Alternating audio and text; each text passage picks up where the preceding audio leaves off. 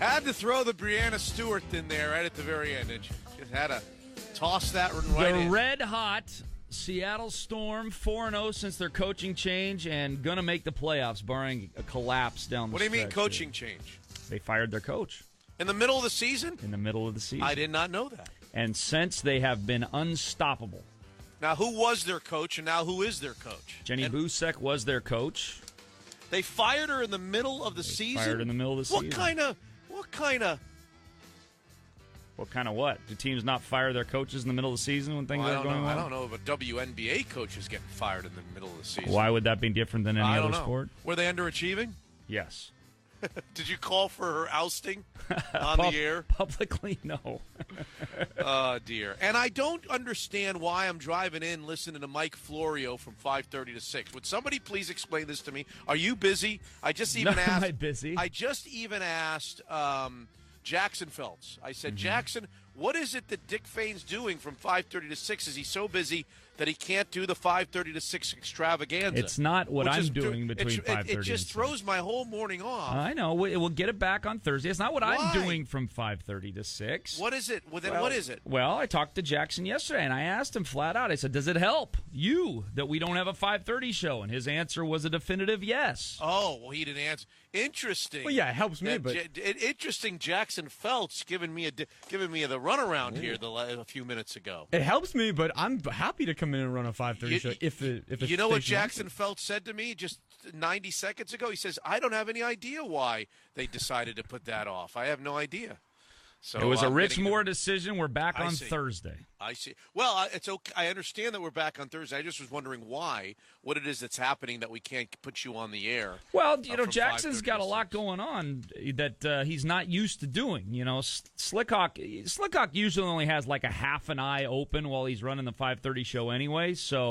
But Jackson probably has to put a little more brain power into running the show than Slickhawk does because he doesn't do it every day. I see. Okay. Well, I just want you to know, both of you guys, it throws my morning off.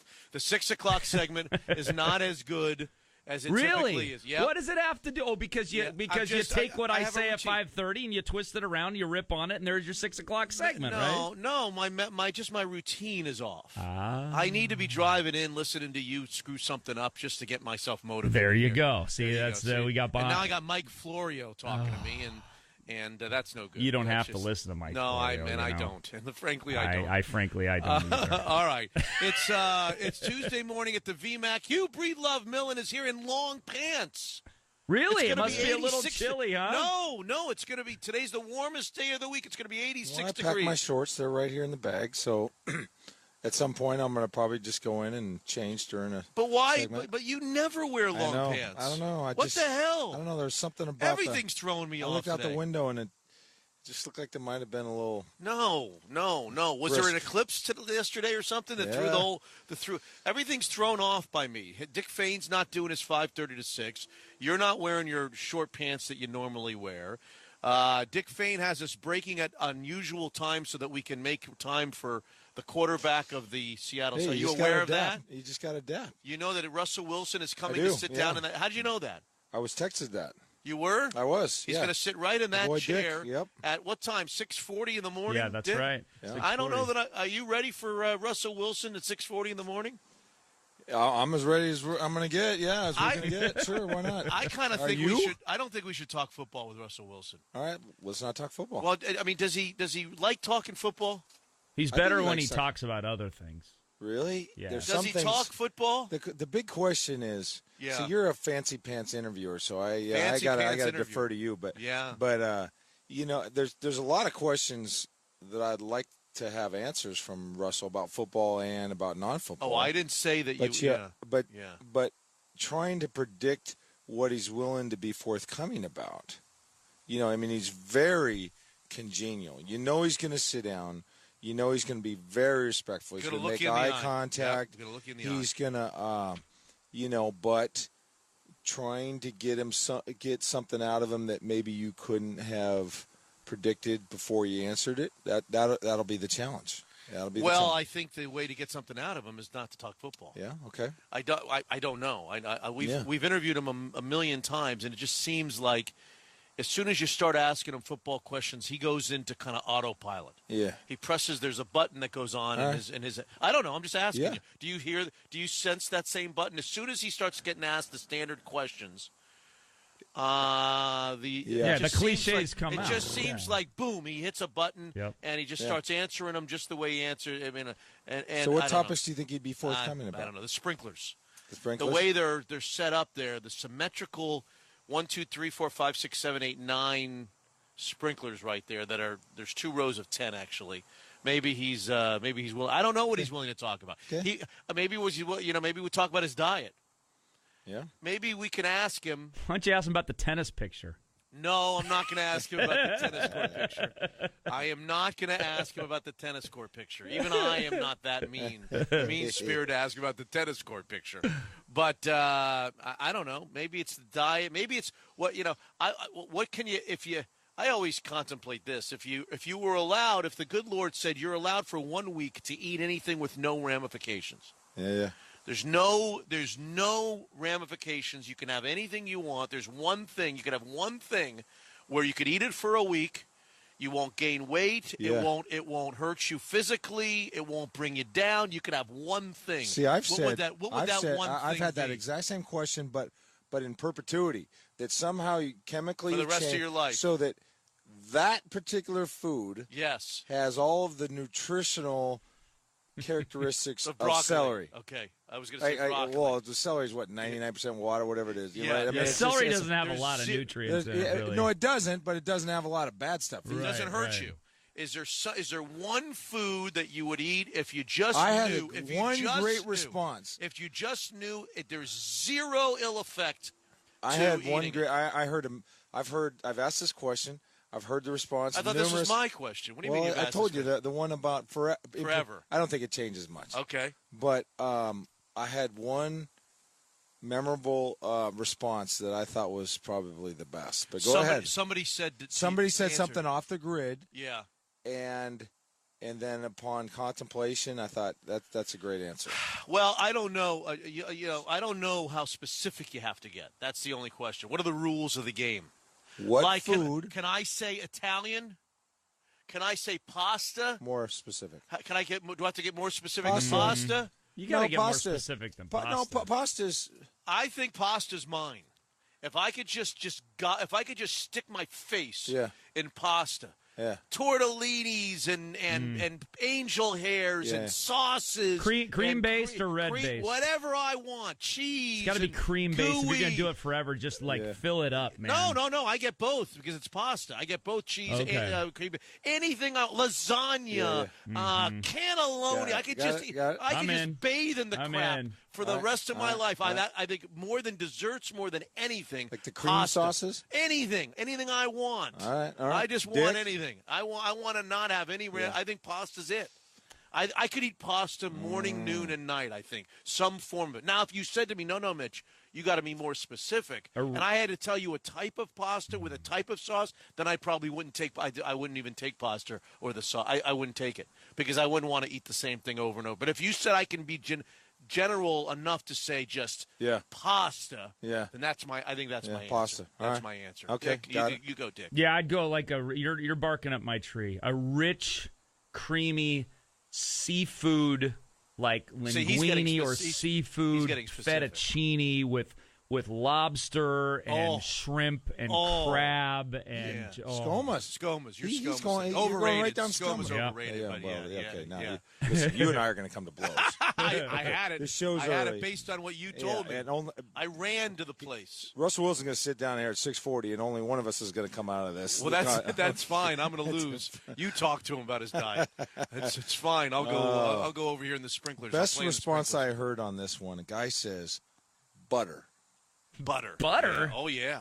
He says butter. I mean, just plain butter? No, well, because add butter to anything he wants because everything makes everything better. Butter makes everything better. Everything better. And he says if you can endow my body with an ability to process butter and it not hurt me in any cell. Yeah. Give me butter. Butter. Yeah, I like butter. Isn't that good? Isn't that a good response? Imagine how bad toast would be without butter. Butter makes the world go round. Potato. I mean, anything. Anything. Potato mash.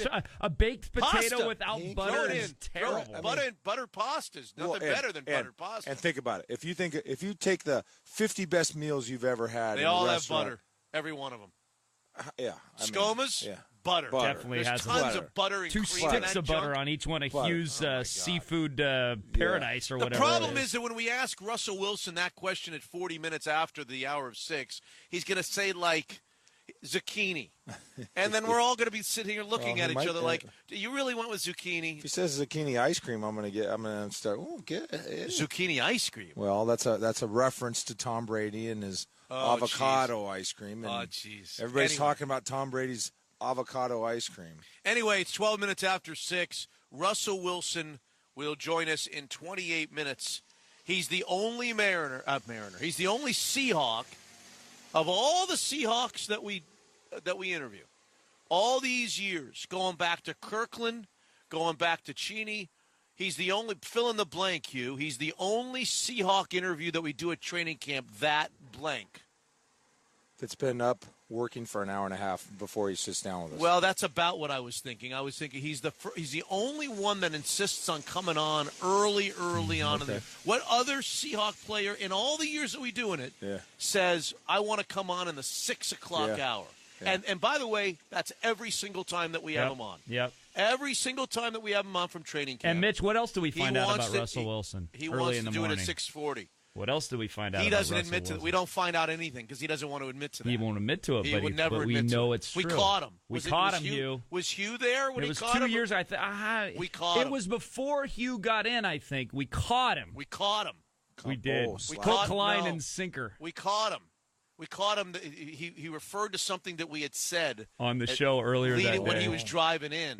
And these guys never want to admit that they ever listen to any of this junk. And why would they listen to it? It was a Hisashi Iwakuma stat. Red-handed. Was it? Hisashi Iwakuma stat when we were talking about his walk to strikeout ratio. Remember, it was when Unbelievable was like 11-1 or 13-1 or something like that, and we were talking about. And he brought up strikeout to walk ratios on the we show. caught him red-handed. Caught him. Listening and then to he got the sheepish red-handed. grin on his face. By And the we're way, like, "Oh, you listen!" He's like, "No, I wasn't listening." I don't think I'm disclosing inner secrets. So there was a portion of the Eclipse viewing session. Yeah. You were up there. We were all looking at you. You were telling your beach ball thing. We counted at least 12 times. This beach ball story? Have a beach ball in center field. Unless this. You're just going to get me pissed off. Okay, here. You're simply going to get me pissed off. Unless this was not the beach ball story. This when you put your hands out this way. We thought every time you pushed your hands out this way was the beach ball story. We could, of course, hear. He was down there with his beach ball. Anyway, Russ weighed in on it. He said the wink or the coincidence, he went with wink. Oh, yeah. Wink! It's a wink from God. There's a shock. There's a shock. Yeah. Okay, and you're tall. I mean, and you got long legs. Hey. Okay, there's a shock. That's a game breaker right there. What do you have there? What are you showing me? No. You're showing me. Show you did you afterwards. take a picture? No. Oh. So Russ. So how'd you like the eclipse yesterday? Did everybody like the eclipse? Did you, Dick? Did you participate or not? Yeah, we all went outside. There was about 100 people from this building that all went outside, and about 20 or 30 of them had glasses, and that's really all you need because you only need to peek for about 10 seconds, and then you're like, okay, I've seen it, I'm good, and you pass it around. Yeah. Did you enjoy it? Did you enjoy what you saw? That's pretty cool. I thought it was weird how cold it got. That was bizarre. Cold.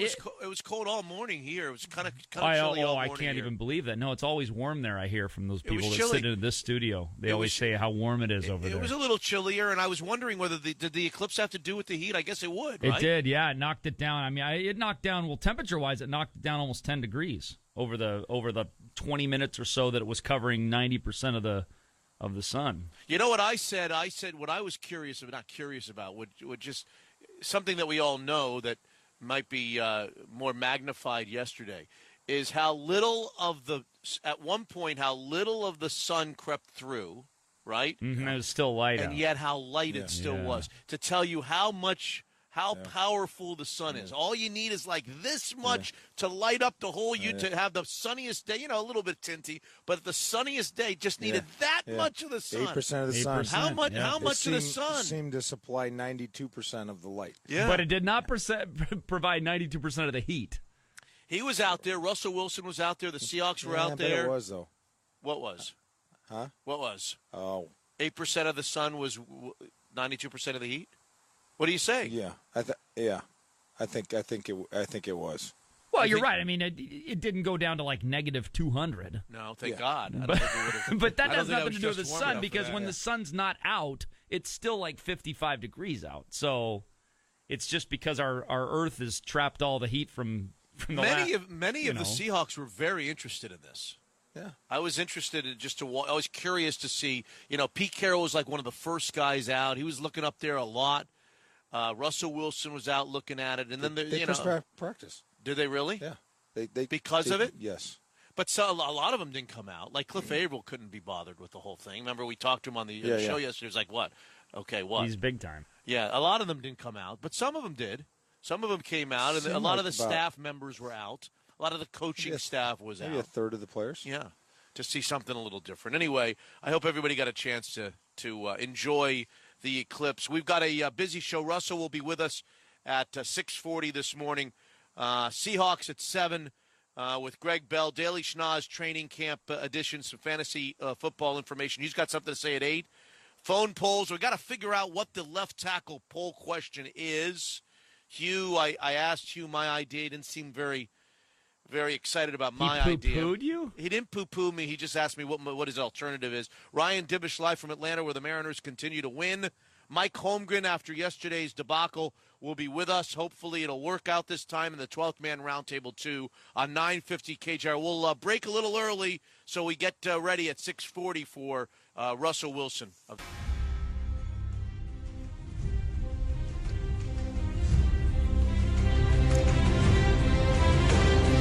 Russell Wilson will join us in 16 minutes, we believe, at 40 minutes after the hour of 6 o'clock. We're live here at the VMAC. Dick Fain is back at the studio watching over Jackson Feltz's shoulder like a hawk, like an absolute hawk. He's doing a hell of a job.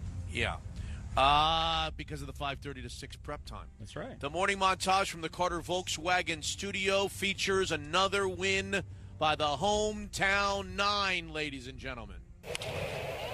There he goes yonder down the line.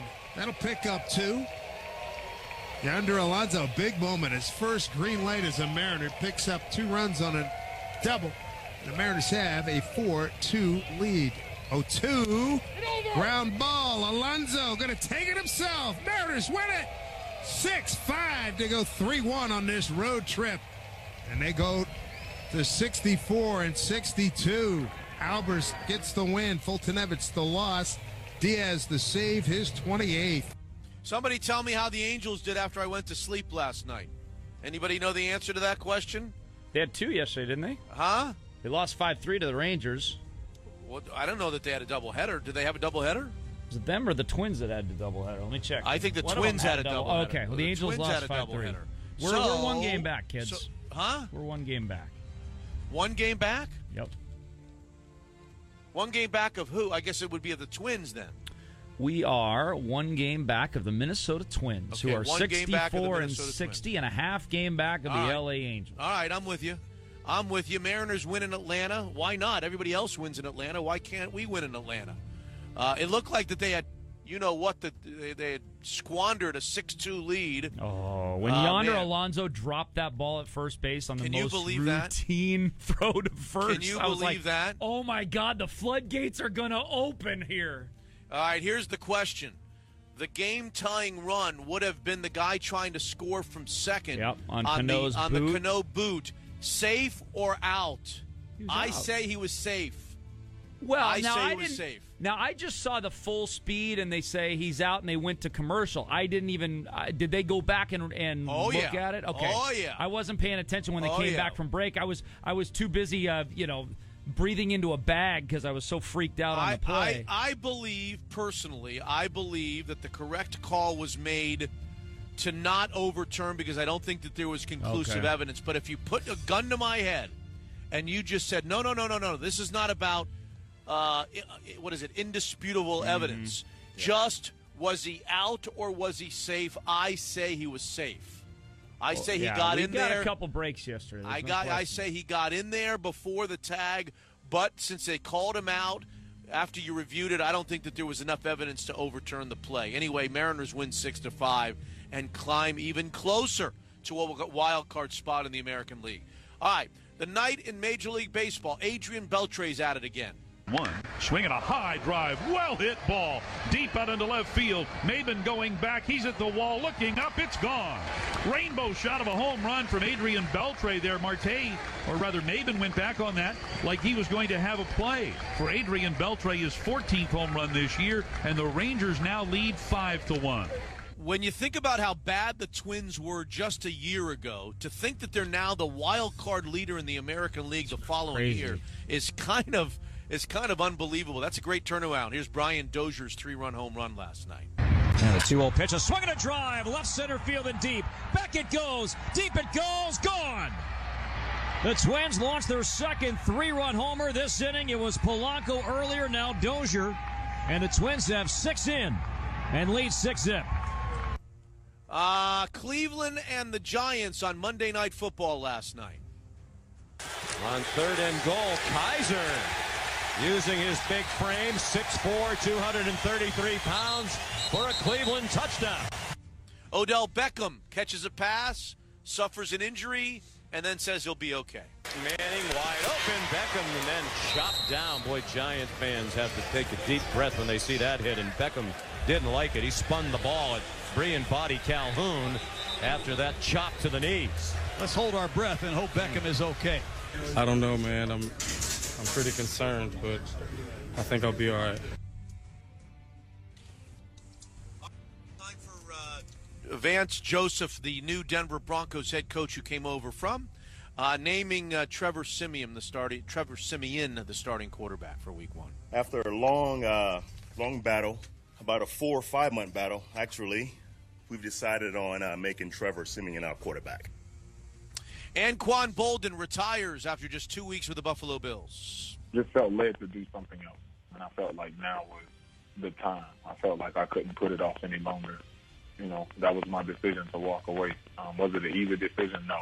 Do I still love the game of football? Of course. Do I still have a passion to play? Yes. There's another passion that burns inside of me that's a little larger than football at this point. All right, Hugh Millen, if I said to you, you can hear from any college football coach, any coach in America, on the following topic. You choose who you want to hear from, okay? Yeah. On the eclipse.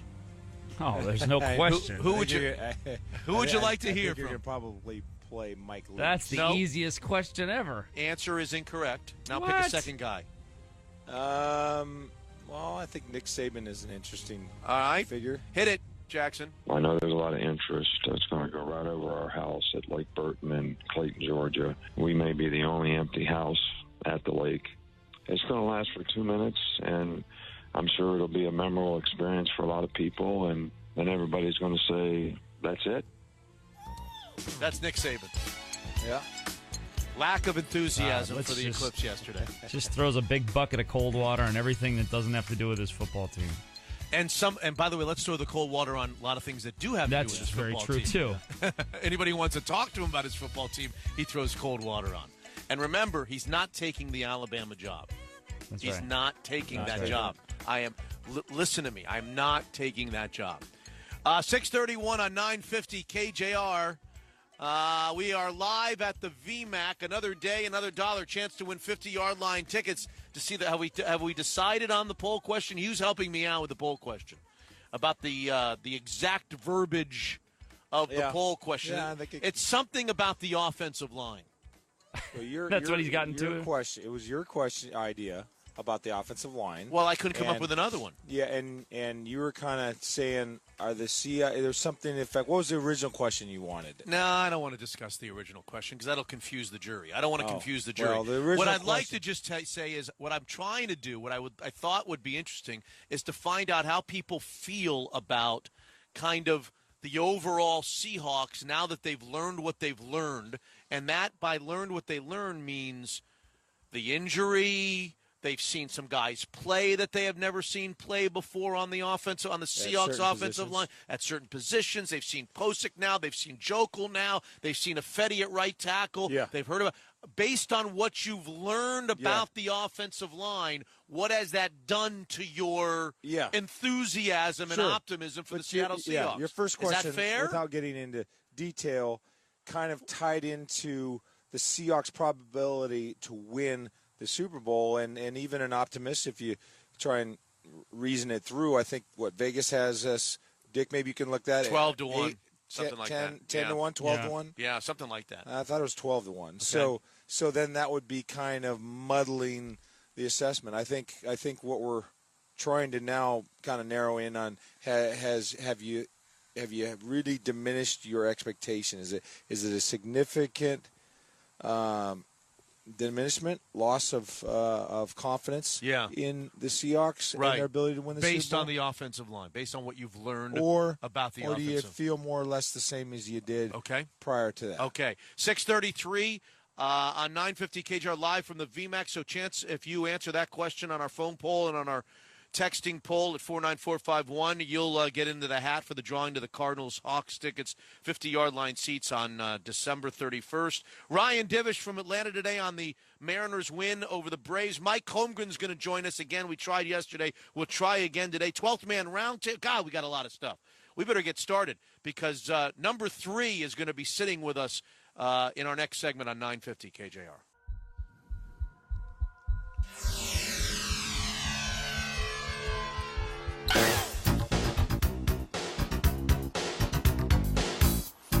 As requested, we got a request poured in from Michael Jackson.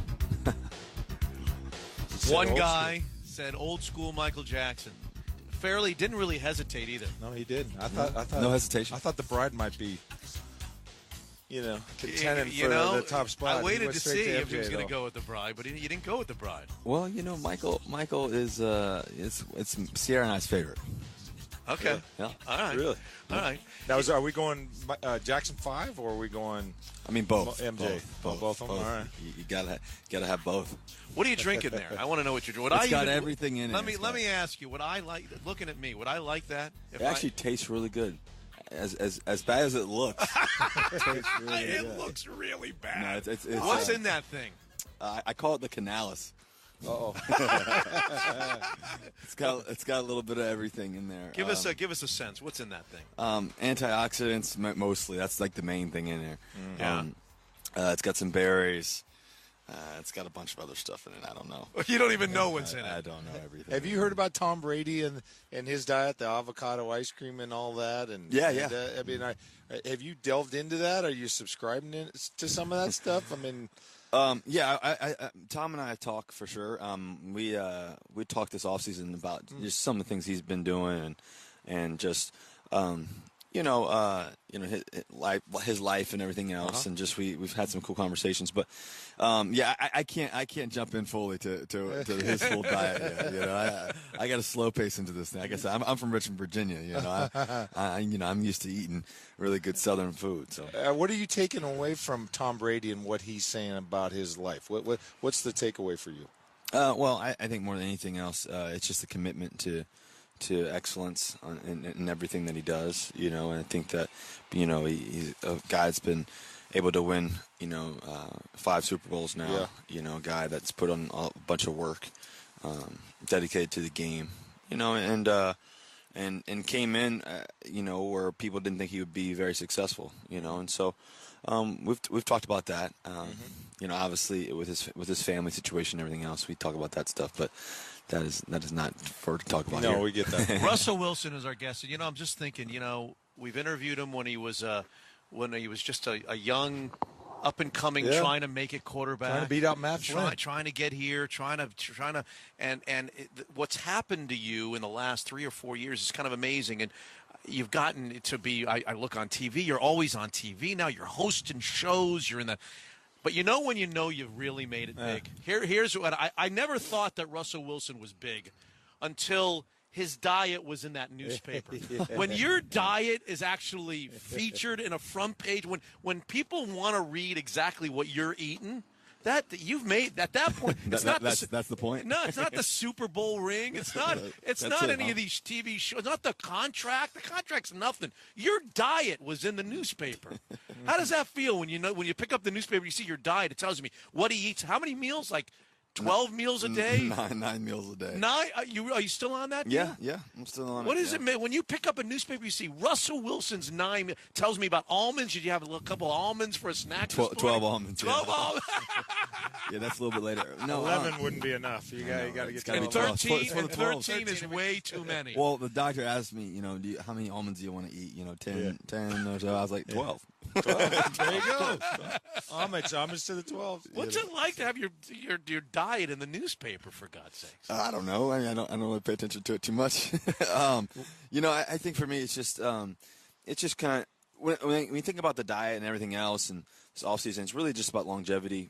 It's not because of the injuries or anything last year. It's really just I've been thinking about this. Been thinking about the things I want to do, and how I want to prepare. And I always say the separations in the preparation, and I think that I prepare just as good, if not better, than anybody else in the world at this position, I believe, in terms of studying and everything else. But I have to do everything else, too, as well. Where can I get better? Where can I find things to learn and understand and learn from some of the best in the world? Yeah. And I can constantly am studying that, constantly asking questions about that from all different sports, from all different fields. I want to know more. And you can't just I got to trust my own instincts, but I also got to be able to learn from others. Hugh and I wondered this last year when you were hobbling around, playing through injury, playing through pain. No one wanted to say exactly what you had and how hurt was he, and was he going to play or was he not going to play. But one of the things that we talked about a lot on our show was how whatever you were feeling, how did that impact the way you condition yourself and what your training regimen and were you limited? Forget football. Were you limited in whatever workout regimen and whatever cardiovascular regimen that you would do during the normal course of the season, or was it all the same as it is? Yeah, every year? Definitely. Things are definitely limited. I had to be able to. I'm going to be out there on the field on game day, so I had to figure out, okay, what can I balance here? What can I do? That was definitely the biggest thing from last year that I couldn't. I normally run a bunch at practice or try to do a bunch of stuff afterwards and swim a bunch and everything else, but I couldn't do that as much with my knee and my ankle and everything else. So, I still found ways. I still found ways to do something. I always have to be doing something, but it definitely makes a big difference. You said something pretty profound a moment ago. You say you want to be the best in the world at what you're doing in terms of your preparation. What are you doing now? You came in with a prodigious work ethic as a rookie. What are you doing now where you've taken that level of your game even farther? Well, it's a lifestyle, and success has to be a lifestyle. It has to be around everything that you're doing, every thought that you make, every decision that you do, and I think that I'm really just dedicated to that. Give an example. I think constantly, obviously, as you guys know, in the off season, I'm constantly moving. For example, right? Mm-hmm. I'm constantly places, as you mentioned, and doing things. But the number one priority is always working out and doing something around football. Mm-hmm. And so, no matter what time it is, I getting up at 5:30, 6 o'clock, working out, making sure that I'm doing that, and then I study film. I had a great off season with Coach Daniel Bible too, as well, who was my offensive coordinator and quarterback coach from NC State, and got to be able to study with him this off season, and just trying to constantly learn the game and dive into my game, and then even now, I think that in terms of the things that I'm doing off the field, in terms of really taking care of my body, which I always have, honestly. I've always gotten the massages, always done the extra work like crazy, but just really having people full time on that and making sure that I'm doing everything I can to help the Seahawks win. And so you got to a point where you went even beyond what you would normally do to get your body in shape. And so we were talking about this during, I don't know if it was a break or on the air. People who go through that and want to change themselves or want to even get into it even harder, they have a moment. There's a moment. There's an aha moment where they're looking at themselves in the mirror, or they're just not feeling the way they normally feel, or there's just a moment where they just say, you know what, that's it. I'm gonna even go to the next level. What was the Russell Wilson aha moment where you just decide, you know what, I'm going to hire some people and I'm going to do even more than I would normally do to get myself in shape? I think it's always been that way. Listen, when I came in the National Football League, I played professional baseball. I had seen what it was supposed to be like. I asked tons of questions. I mean, I asked questions from, teammates from Leon Washington to Michael Robinson to different guys as well. And like I said, I've always done the extra work and massages and swimming and all that. That's not something new. Life changed a little bit financially, first of all, to be able to hire people full time. And that's just a reality to it. And so some people choose to, not make an investment on that, and some people do. And I think that if you want to be the best in the world, you have to. Mm-hmm. Sometimes you have to invest in yourself, which ultimately invests into the team, and trying to win as much as you can. When you talk about going back to North Carolina State and visiting with your quarterback coach, me as a former quarterback, coach in high school quarterbacks, my sons are quarterbacks, that really intrigues me about what can Russell Wilson, a Super Bowl winning NFL quarterback, you're going back to your college. Give one example of something that you learned with him. Well, my college coach is pretty impressive. He also coached in the NFL. He coached he's coached the 49ers.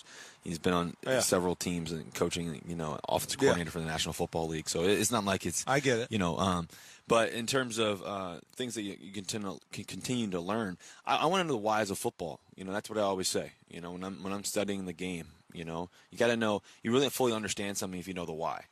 And so just diving into certain plays, certain concepts, seeing something that maybe I didn't see on that play that maybe I could see in the next one.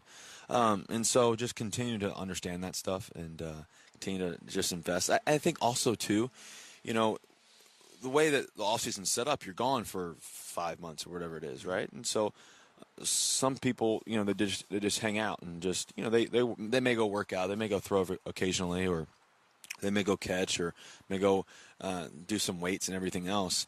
But for me, it's a constant full-time. I mean, as soon as the season's over, I'm right into it. I mean, I may take a week where I go vacation or do something like that, 2 weeks or something like that. But then as soon as that's over, hopefully it's beginning of February, that's when that free time starts. Right. But, by mid-February. Let's make it mid-February. Yeah, mid-February, I'm in it already. And it's a full-time lifestyle job, and that's what you're dedicated to. And I love it. It's not like something that, I got to do this or I got to overwork or anything like that. It's just something I'm super passionate about and I love doing. What nuances, maybe something new that the listeners, the fans, the Seahawks fans will see about the Seahawks offense? I think I noticed, and you can tell me if I'm wrong, and I'm wrong more than I'm right, in the first couple of preseason games, there seemed to be a tempo change. It seemed to be like you guys were getting in the huddle. It looked like you were getting in the huddle quicker, getting out of the huddle quicker, maybe getting to the line. Did I notice that? Is that right? Is that something that you're conscientiously trying to do? Because a lot of us, like me, I'll just – and I think you and I have had this conversation before. I kind of like it when you're up-tempo, when Russell Wilson's making decisions on the fly. That's why I think you're so great in the 2-minute drills. I'd like to see a little more of that outside the 2-minute drills. But even more than that, there's a lot of times if you go back to Seahawk football games, you just see the play clock getting real close to zero when you guys are snapping the ball. And I love what I saw in the first two preseason games where you're getting in the huddle, out of the huddle, to the line, and giving yourself some more time. That would just be one thing that I noticed. Is that one thing? And what about some other things? That's definitely the number one thing for sure. I think that we're trying to do is have great tempo because, I think you mentioned it, just really studying, and really kind of understanding, okay, what we do really well. One thing is 2 minutes. I mean, at the end of half, end of games, I mean, I love it. I'm passionate about it. We get in and out, we make plays, and I use the basketball reference, I like UNC basketball in the sense of how they go up and down the court. You watch the NBA. Your Wolfpack brethren are not going to like that. I just mean the Tar Heel concept. Don't get them in trouble. But how they go up and down the court. Sure. You think about the NBA. You watch the Warriors play and how they go up and down the court. They're dishing it and making plays. And so that full court concept and moving. it puts pressure on the defense. And we got a lot of great players. The more plays, the better, and the more plays that you can get in. And so that's kind of the idea and the thought process. I still love my Wolfpack, by the way. Well, I've been in quarterback rooms with John Elway, Marino, and Aikman, kind of bouncing my way around the league.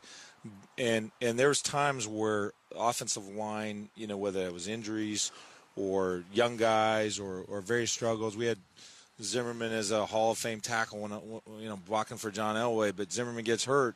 Now all of a sudden you're in that room and you're saying, hey, we may have to do things differently. We may have to read the defense. We may have to have some things we can't call. Maybe 7-step drops aren't really part of the picture. As you try and make this offense reach its potential with younger offensive line guys, and we got some injuries. Is that something you process? You say, hey, when I watch Dak Prescott, they're doing that because they got that line. But as we're growing, there's some things that we have to kind of be more realistic in terms of that. What's the process as you're dealing with those young guys finding their way? Well, I think the first few things are trust, number one, and preparation, number two, and then ultimately letting it develop. We're in preseason right now. I think we're doing a great job of protecting a lot of confidence in a lot of the guys that we have and the guys that are blocking for us. So there has to be a continual. It's upsetting to see a guy like George Fant, who's worked so hard for just to be able to get to where he is, and unfortunately now he's out for the year. And it's a life-changing situation for him. So now he's got to go rehab and do everything he can to get his knee back. Meanwhile, though, the next guy's got to step up, the next man up. So we have to prepare at the highest level, and that's what it really comes down to. I think also that trust factor, just each play, just trusting the protection, trusting that those guys are going to do their job, and I know they are. And so. There's no other option. Russell, good to see you. Thank you for coming out. Let's get you back in there to where you have to be. Yeah, thank you guys so much. Go Hawks. I'll see you guys. There he is, Russell Wilson, right there. Right. Yep. 6:53. He looks younger than he ever looked. That's the other thing. That drives me nuts. Guy looks like he's 18 years old, for God's sake. Look at him. Thinking about his health. Don't drink that other thing, though. That's, I don't know. I don't like the looks of that other thing that he's drinking. 6:53, 6:54 on night. What? He's carrying a gallon of water. Yeah, but he's got that other thing that's driving me crazy. It did not look good. Did not look appetizing. I look like a chocolate shake. There was all kinds of seeds in there and stuff in there. I don't know. 54 after the hour. Thanks to Russell Wilson and the Seahawks for that. A little visit from him here at the VMAC as we continue. We get ready for the Seahawks at 7 every morning at 7 a.m. Greg Bell, Tacoma News-Tribune Seahawks insider with the news of the day. And there was some substantial news yesterday on 950 KJR. Next. And the Seahawks at 7 with Greg Bell, Tacoma News-Tribune Seahawks insider, will be with us. He was here for the eclipse yesterday, covering the Seahawks, watching the eclipse. Seahawks bring in another body for the offensive line, send a 5th-round pick in next year's April NFL draft to the Eagles for Matt Tobin and a 7th-rounder. Tobin is a 4-year veteran who started 21 games, some at guard, others at tackle, but it was sounding like Tobin was down on the depth chart in the Eagles system and might not have made the Philly team. The Seahawks acquired Matt Tobin. I guess we'll see him today. KJ Wright back yesterday after the process, quote-unquote, on his knee. CJ Prosise did not practice. It turns out it was a groin injury, Hugh, that occurred in the pregame warm-ups. He felt a little tightness in his groin in the pregame warm-ups for a preseason game. They scratched him for the game, and they scratched him from practice yesterday. So C.J. Prosise is now nursing a groin injury. Amara Darboh cleared concussion tests after his first preseason action. His first preseason game of his career was short-lived. He was not in there for very long. Mariners build an early lead and then hold off in Atlanta for dear life, 6-5. They get to within one game of the second wild card in the American League. They'll do it again today with the Braves. Odell Beckham Jr. sprains an ankle in last night's preseason game with the Browns. By the way, 11 different Browns players kneel during the national anthem on Monday Night Football last night. 11 all counted. Trevor Siemian named the new starting quarterback in Denver, and Tiger Woods has threatened legal action against a website that reportedly posted a nude picture of the 14-time major championship winner yesterday. It was gotten off of, I guess, somebody broke into Lindsey Vohn's phone, his former girlfriend, to find pictures of her and Tiger Woods. So he's not disputing that it's a photo of him. He is not disputing that it's a photo of him. He is disputing that it should not be on the website for all to see. Yeah, well, yes. I agree with him on that. Yeah. I just thought maybe, obviously Photoshop. There's Photoshop experts that can Yes, do there some are. pretty Yes, there cool are. I don't stuff, think he. I don't think he is fighting the authenticity of the picture. Anyway, 7:03 on 950 KJR. Let's get to it. Greg Bell each and every morning at this time with the big Seahawks news of the day. With the Seahawks at 7. Hit it, Jackson, please. Very happy with how things have turned out through the offseason and getting our guys together. Live from the VMAC. Wilson going to run. Diving for the end zone. He's in. This is the Seahawks at 7 with Mitch in the morning. Touchdown, Seahawks. The Seahawks at 7 with Greg Bell. Good morning, Greg, from the Tacoma News Tribune. And you can follow him, of course, on Twitter as well as I do. He's one of like the 5 people that I follow on Twitter. Here's Greg. Good morning, Greg. I am honored. Thank you. Good morning, Mitch. It's a beautiful morning here. No eclipse, not a cloud in the sky. The sun is shining. We can't wait for your arrival here, Greg Bell. Thank you. By the way, I hope your wife got ample credit for the classes yesterday. That experience would not have happened without her, for me anyway. Thank you very much. I have passed it. I have passed it along. Let's go through some of the stuff that's making news this morning with the Seahawks. We're going to see a new offensive lineman. Tell me as much as you know about Matt Tobin, Greg Bell. What do you know? I know that Matt Tobin, from the records, says that he's played more guard than tackle. Now, he started last week for the Eagles in their preseason game against Buffalo at left tackle, and that's, of course, what the Seahawks hope he can become.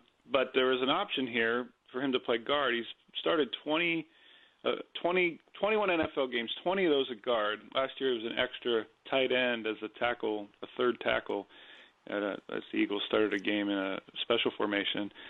So his pedigree is at guard in the NFL, but at the University of Iowa 3 years ago, before he was an undrafted free agent, he started the final 22 games of his career at both tackle and guard at Iowa. So he's done both all the way back to college. He's listed as a tackle by the Seahawks in this trade, which we would think is pretending where they want to try him. But there's still the option of him playing guard, which means he's a Tom Cable offensive lineman who plays multiple positions.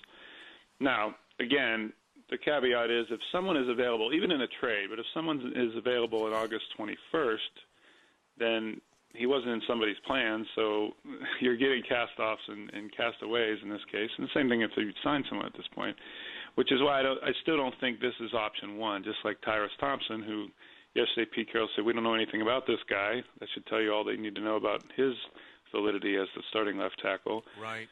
He practiced there yesterday, Thompson did, but again, this is his 5th NFL team in 2 years, and he's yet to play in a real game. So I still think, right now, Reese Odiombo is the man who practiced there yesterday. And before everyone wants to jump off the Aurora Bridge about that, I still think Ethan Posick is a viable option. I still think that Luke Jokel's a viable option. Just for right now, they're not trying to upset the entire line by moving Jokel and then having to get a new left guard in there. So for continuity's sake, Odiombo has practiced there. Left tackle Odiombo replaced Fant on Friday night. And I think they're trying this to see, well, hopefully, maybe, possibly this could work this way without having to upset everything else. But Greg Bell is the Seahawks insider from the Tacoma News Tribune. On Jokel for a second, it brings up a complication.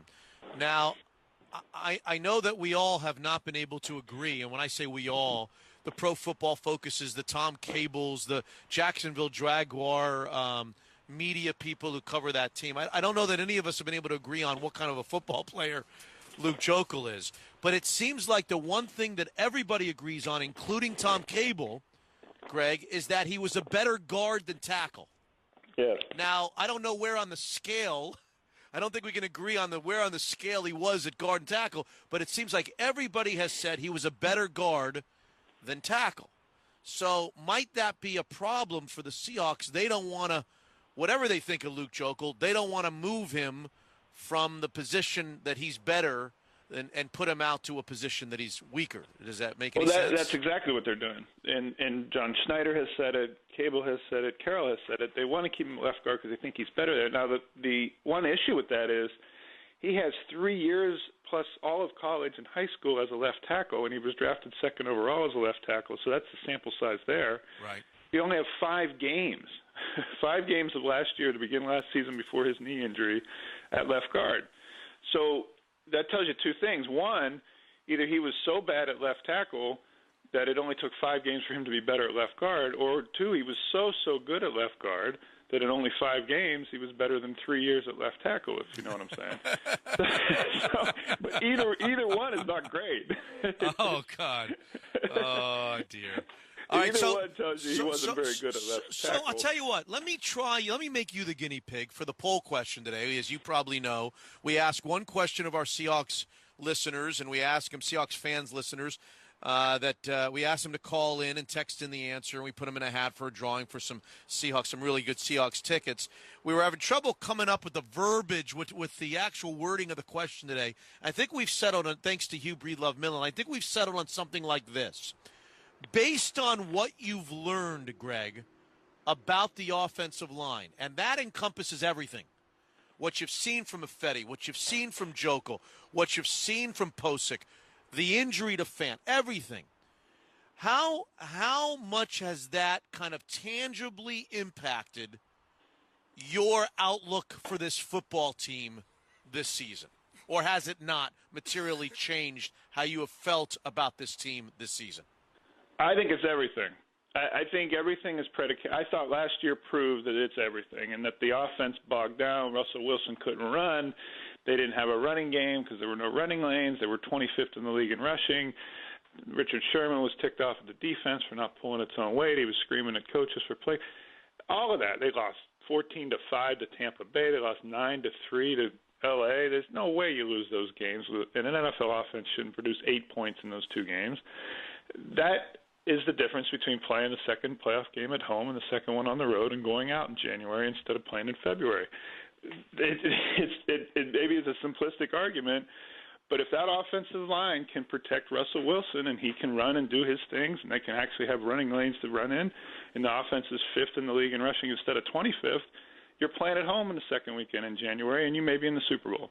I truly believe the dots connect that directly with this offensive line, which is why this Fant injury, which it's still amazing to me that we're talking about an undrafted college basketball player last year being the linchpin to the whole season, but their plans were completely predicated on that left side of the line being set, and I think that Fant's injury and the fact they're now scrambling to do that does put the season in some peril, and it certainly makes them less better off to win deep into the playoffs than they were, say, Thursday night. But it's not just Fant that you've learned something about. You've learned Fetty's struggling. You've learned Ifedi. You've learned a little bit about Jokel coming back from an injury. You've learned what Posick looks like at both right tackle and a little bit of right guard. So you've acquired some more information. Is it all negative, or is there anything of that I just mentioned that is a positive that can kind of balance the scale a little bit from all the negative that we've seen so far, including Fant's injury? I still think no matter what combination they come up with, they're strong in the middle 3. Obushi has been a find. I think they have found he's better and rougher and more rugged than they even thought he might be. And Britt's still their stalwart that they just gave $27 million to. So the middle 3, no matter if it's Golinsky or Obushi, I think the middle 3 are set, which is why they want to keep Jokel at left guard. That's the strength of their offense. That may be where the running game goes, and the outside zone read may become more of an inside zone read this year because of the strength of their offensive line. So the problem, of course, in the NFL is that all the money on defense and all the scheming goes outside on the edges that attack the tackles, and that's why that issue is a particular concern to this team. Is there's going to be every defensive coordinator back to Bud Carson from the 70s is going to send everyone off the edges of Seattle and say, come try to block us. Greg Bell is with us, Seahawks Insider, the Seahawks at 7 every morning at this time. Okay, how about just touching on the other news of the day yesterday, CJ Prosise, KJ Wright, and any other news and notes that Seahawks fans should know as they wake up this morning with us? KJ Wright's back off his, quote, process, knee injury. They held him out yesterday just as a precaution of coming back, but Pete Carroll keeps saying that's not a big deal. That's a minor thing. We'll see if he ends up playing. I think they'd like him to play against the Chiefs Friday because that's supposed to be the final preseason game that the starters do anything in. C.J. Prosise he's becoming a vexing case for the coach. They won't admit that they're concerned about this latest injury, but once you get a reputation of constantly being hurt, it's tough to shake that. And not that he's quite there yet, but there are a lot of evidence for a reason that the coaches could think that. And now a groin injury in mid-August, and if you feel it at all, you're not going to run him out there because it means nothing. But this would be the latest of a series of injuries, all different injuries since he got here last May. And there has to be some concern in that running back room of can we depend on you? Because they have a lot of plans for him, just like they did last year. They have a lot of specific plays for him, packages. This offense the last couple of years has been better when they're in hurry-up 2-minute mode, and he's the guy that is the running back for that mode. They want him on the field, and I'm sure it's a little bit jarring to see him off the field yet again. I still see evidence that Shaq Griffin's going to be the starting right cornerback on opening day, and Jeremy Lane's going to be the nickel. Okay. Pete Carroll said, don't get too upset, Hugh, about that tackle that Tremaine Brock didn't try to make the other night. It was right after he got in the game. He maybe wasn't exactly ready. He was worrying about the assignment. He said, oh, don't worry about that. He's going to be okay. So Brock remains in a competition at nickel with Jeremy Lane. Do you think Brock will make the team, Greg?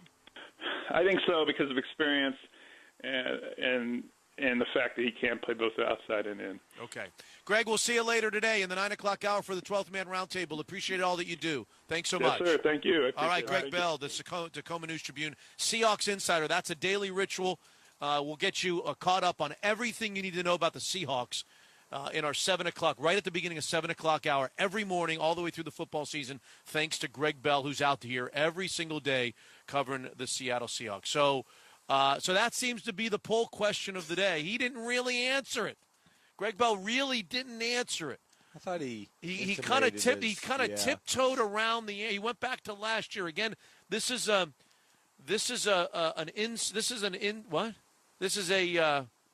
me. There you go. Me? Really? Yeah. I got something coming out. It's not that cold out there. Okay. All right. This is a first 2 weeks of the season question that we want to ask before we get to the Daily Schnoz, the training camp edition of the Daily Schnoz. 2 more training camps that we'll cover and more fantasy info and advice, fantasy football for those of you that are going to get ready for your drafts. Every morning we have been getting fantasy football advice from the people that are covering the training camps from around the National Football League. So the question, is you go in, whatever you went into with whatever your level of optimism was for the Seattle Seahawks. This is what I'm asking Seahawks fans this morning. I don't want there to be confusion about the poll question. Whatever your level of optimism was going into the season, going into training camp, knowing the people that were going to be playing before you saw any preseason games, whatever your level of optimism, how has it been hurt or changed based on the information that we have now in the first 2 weeks about the offensive line? And when I say information, I mean it all. Whatever you think of Fetty, whatever you think of Jokel, whatever you think of Britt, whatever you think of Ibushi, whatever you think of the Fant injury, based on what we've seen in 2 preseason games and us in training camp and the injury, the information that we've acquired in the last 2.5 weeks, how has your level of optimism changed, if it has changed? Is it the same? Is it better? Did you think maybe some of these guys played better than you thought? I'm not asking you. Obviously, I know your answer to that. But that's the question for Seahawks fans. What has changed, if anything, in your outlook on the Seahawks season based on the information that you've gathered about the offensive line? So you take that on for a little bit. Okay. I don't want your full answer at 8:28, but take that on a little bit. Touch on a little bit. You want a partial answer? Yeah, I want a partial answer. Well, I'm really disappointed in Jermaine Ifedi, and I was really excited. You saw me admittedly premature in terms of my enthusiasm for George Fant and what he had showed against the Chargers. I think he kind of maybe fell back a tad against the Vikings, but I think it's a big blow, and I keep coming back to the old metaphor. You're only as strong as your weakest link, and it's such a strong football team. And now I'm really loving what Russell Wilson's doing. He's playing great. He's lighter.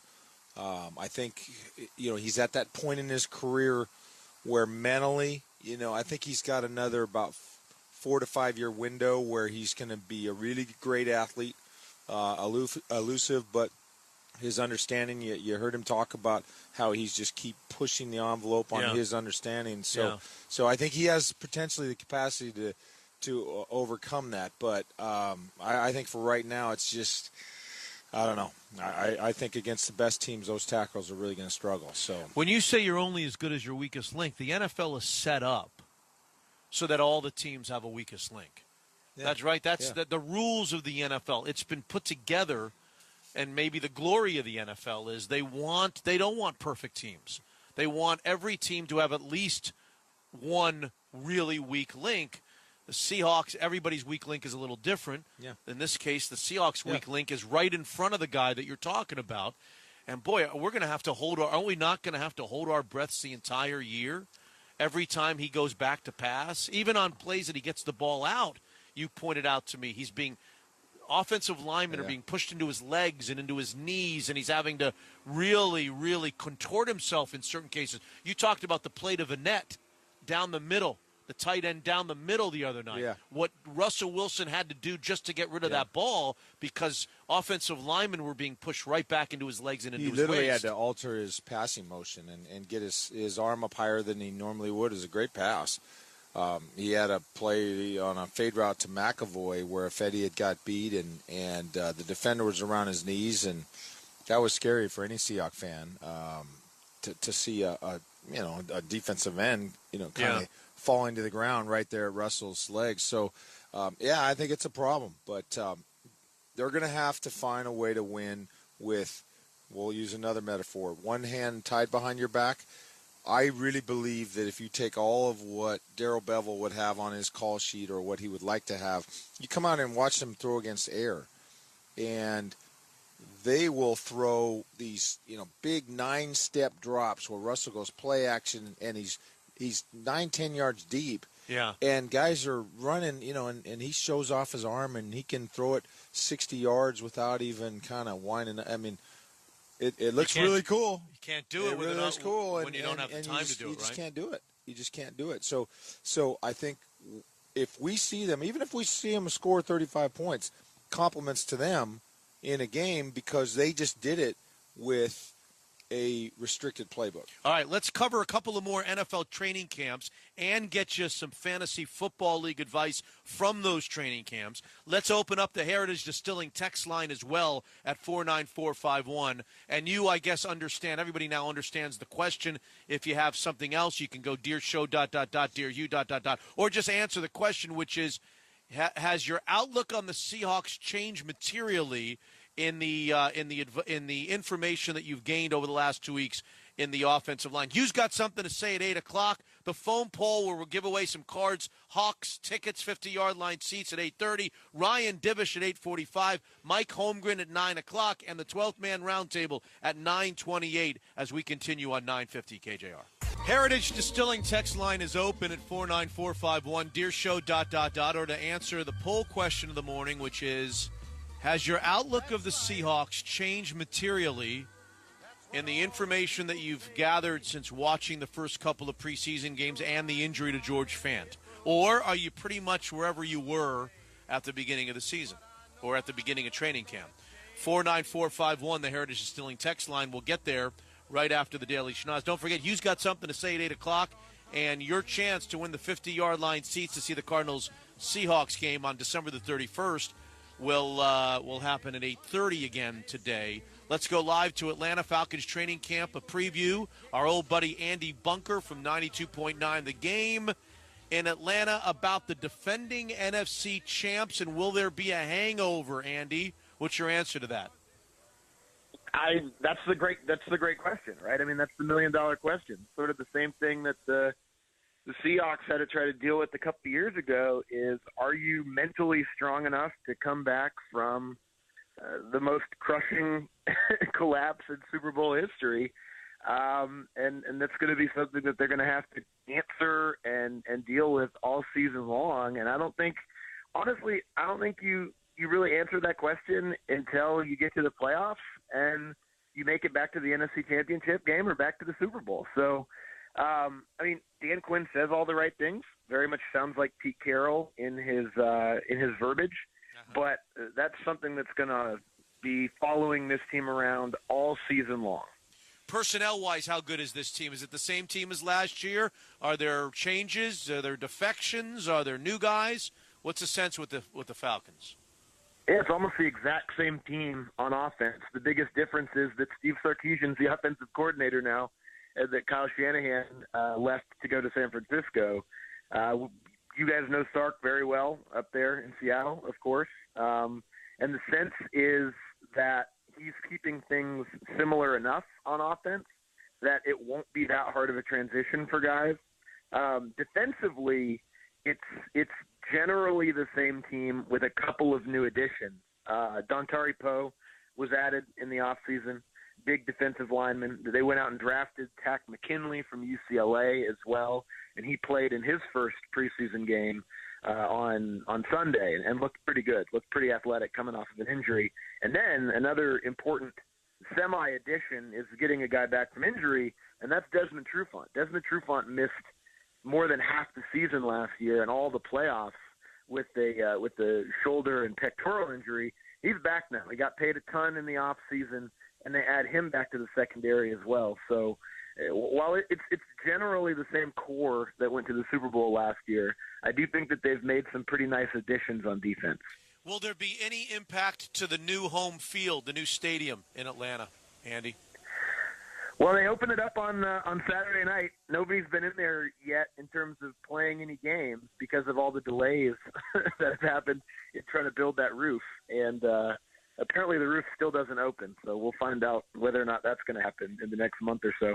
But, I mean, the Georgia Dome was never thought of as this great home field advantage in the first place.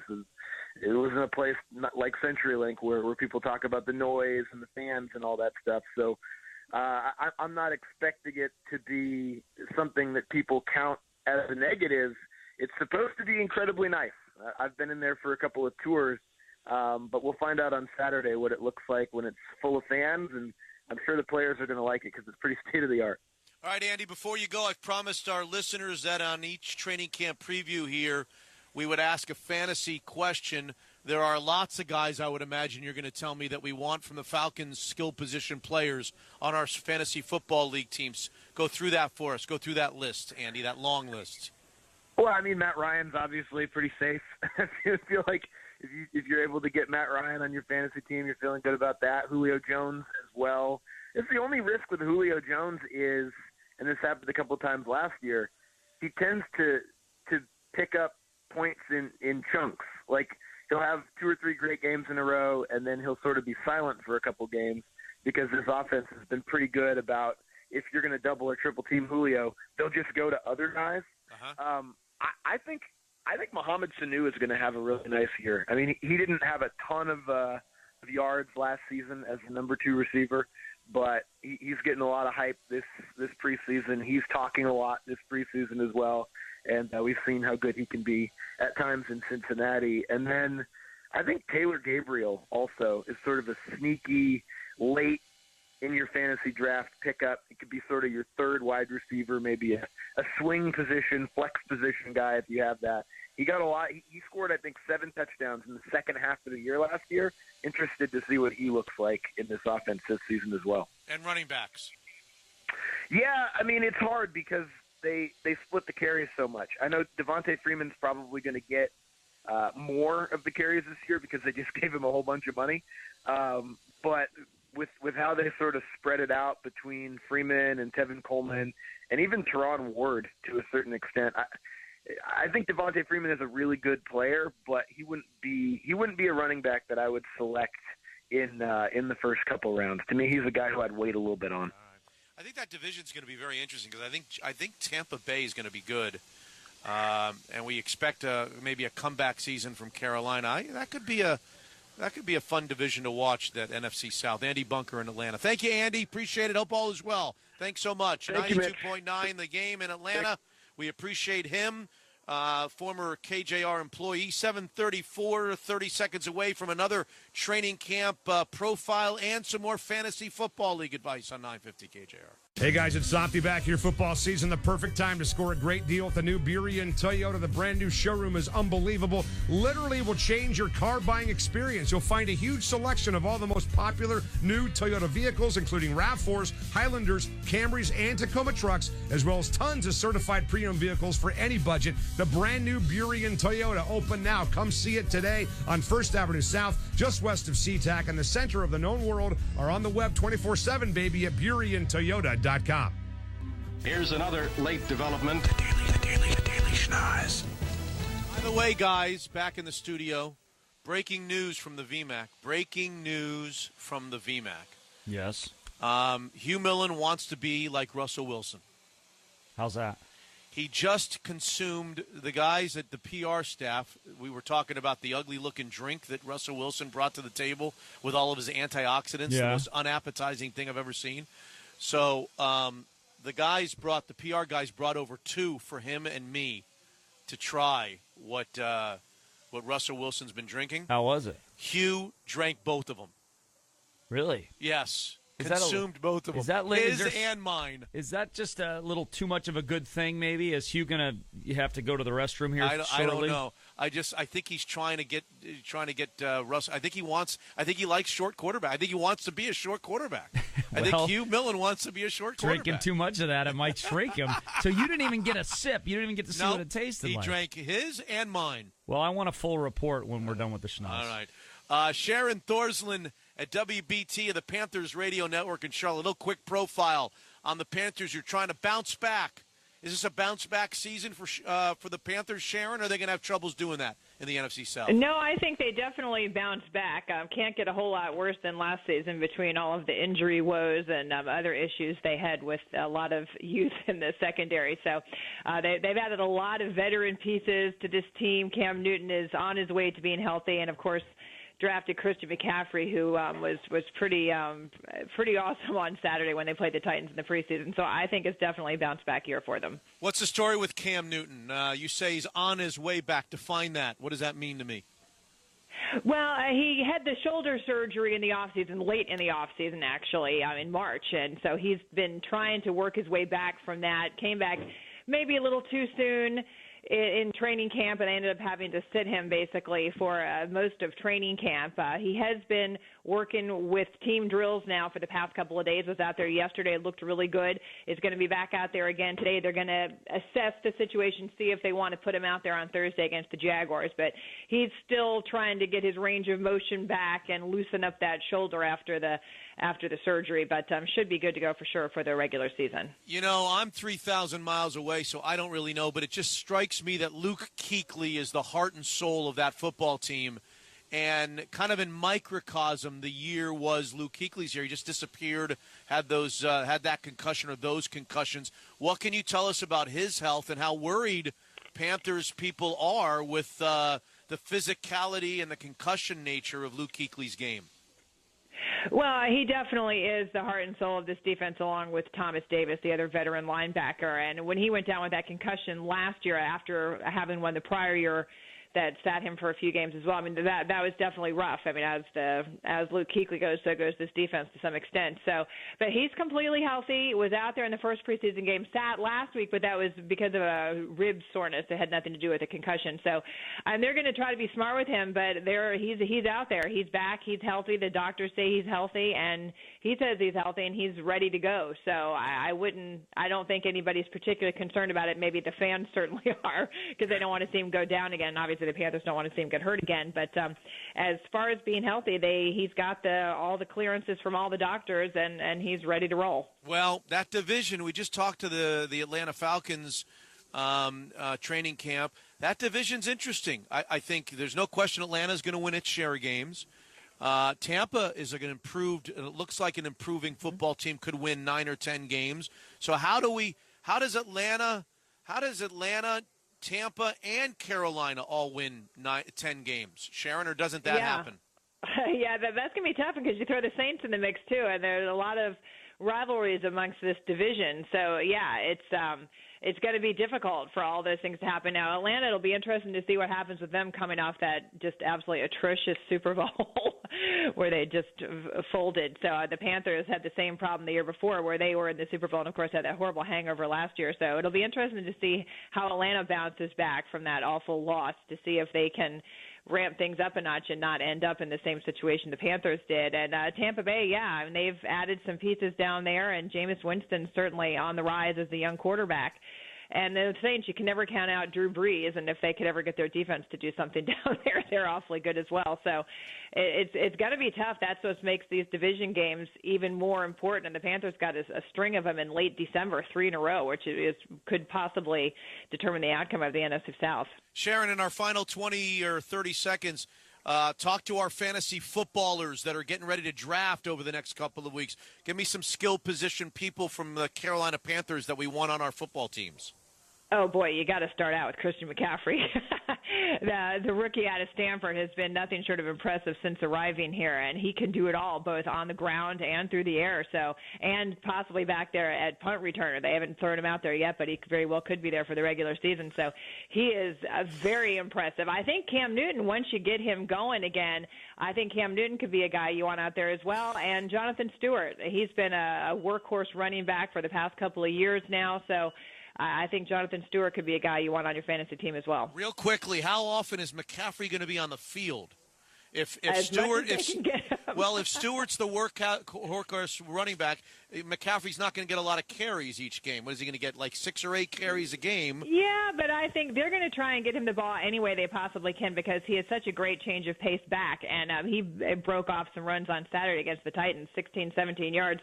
And a touchdown on one of those. So he's going to be out there as much as they can get. They like to keep Stewart. They like to give him some relief because that has been keeping him healthy over the years. He's always split reps with either D'Angelo Williams with Fozzie Whitaker last year, so they try to keep him fresh that way. So I see that McCaffrey could have a fair amount of carries, and then splitting him out there as a receiver, he is so great out of the backfield and has an incredible amount of routes that he can run. His route tree is pretty impressive. So I see him getting a lot of touches, and be it through the air or on the ground. Thank you, Sharon. Great stuff. Sharon Thorsland, WBT Panthers Radio Network in Charlotte. A little profile of the Panthers, a little fantasy. Christian McCaffrey, everybody's talking about him. Since the moment he arrived in the NFL out of Stanford, everybody's talking about him. And she said he's been nothing less than spectacular in training camp and in the first preseason opportunities for Christian McCaffrey. And he's a guy that you want on your fantasy team, despite the fact that well, here's the thing about Jonathan Stewart. Anybody who plays fantasy knows this. Jonathan Stewart is just he's going to break down at some point. I don't know, when was the last time Jonathan Stewart played 16 games in a season? In the National Football League. So once he breaks down, do they go to McCaffrey as the featured back in Charlotte? But he's certainly a dynamic player. Yeah, There's I don't know if he can carry that load. It was interesting. I watched the Combine, and just watching him, 25, 30 other guys, they were just how he's running through cones, and they'd have reaction drills, how he ran, how he jumped, catching passes, and what have you. And you're looking at there, and you're just going, this guy's the best running back out there, which, I mean, let's be blunt. It's rather rare to see a white guy out there in today's National Football League athletically looking better. And I'm thinking this, I'm like, wow. And Marshall Faulk, they go to Marshall Faulk, and he says, the best guy out there is Christian McCaffrey. Well, he reminds you of Marshall Faulk a little bit without being able to carry the that's a good point. But I'm just saying there was a certain quickness, a certain reaction, a certain burst going through all the cones, how he turned. I mean, there were all the different ways. Now, is the Combine, the be-all, end-all? No, but it is interesting, and I think for the trained eye, and I don't count myself among them, but those guys that watch those guys run through those cones all the time, you can see a guy that say, you know what? This guy as an athlete, special. He's now I don't know if he's durable enough. He's no Leonard Fournette in terms of that ability where you say, okay, let's give this guy 25. Even if he's going against an 8-man box, but there's a dynamic nature to his running ability. 7:43. There you go. There's the Daily Schnoz. Well, that's the news. I'm out of here. All right. The Daily Schnoz, brought to you by Michael's Toyota of Bellevue on Sports Radio 950 KJR. We're 16 minutes away from Hughes Got Something to Say at 8 o'clock on 950 KJR. We want to hear from you at 49451. It's the Heritage Distilling text line. Dear show, ... or to answer the poll question, which is, has your outlook for the Seahawks materially changed in the first few weeks of training camp and preseason games based on what you've learned about the offensive line, this year's version? Next on 950 KJR.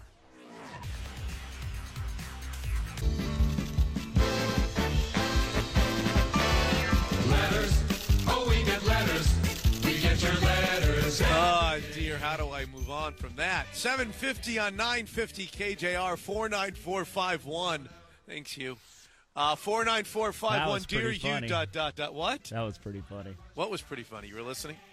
What you sent me, which I'm assuming that's what you're talking about. No, we were talking about something else. Gotcha. You got to admit that's pretty funny. That's pretty funny. Somebody, we'll get into it. Anyway, Hugh's got something to say here in about 9 minutes from right now. That's our daily segment where we find out what's on Hugh's mind. Hugh's got all these things running through his head. Hopefully it'll be different from what we just talked about during the break, what you got on your mind, but you obviously had that on your mind as well. Hugh's got something to say in 9 minutes. Read some of the text. And by the way, the poll question today is, has your outlook for the Seahawks materially changed one way or the other based on the knowledge that you've now gotten in the first 2.5, 3 weeks about this offensive line? Go ahead, Dick. Go ahead, Jackson. You guys got it. Dear show, any update on if Holmgren agreed to sign the footballs? I'm upset you didn't ask him about it yesterday when he came on the show. Well, I only talked to him for half a second. Yeah, we're going to get him again today. He doesn't know about the footballs. Yeah, he'll have to find out about the footballs. Yeah, go ahead.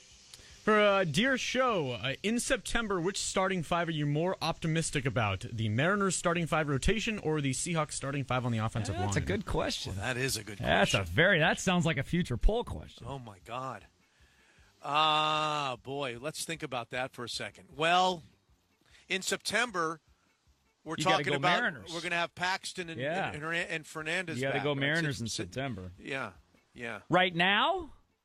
Felix Hernandez and James Paxton and three other guys, right? Well, right now you got to go offensive line because the offensive line at least has one guy that's close to, all-star status, where the Mariners have nobody close to all-star status. Yeah, right now I would say Seahawks. Yep. I would say with the return of Felix and the return of JP, I would say Mariners starting rotation. How about that? Is that a fair enough answer? Until Paxton trips on the way to the mound warming up and sprains his ankle. Yeah, he trips over CJ Procise. But go ahead, yeah.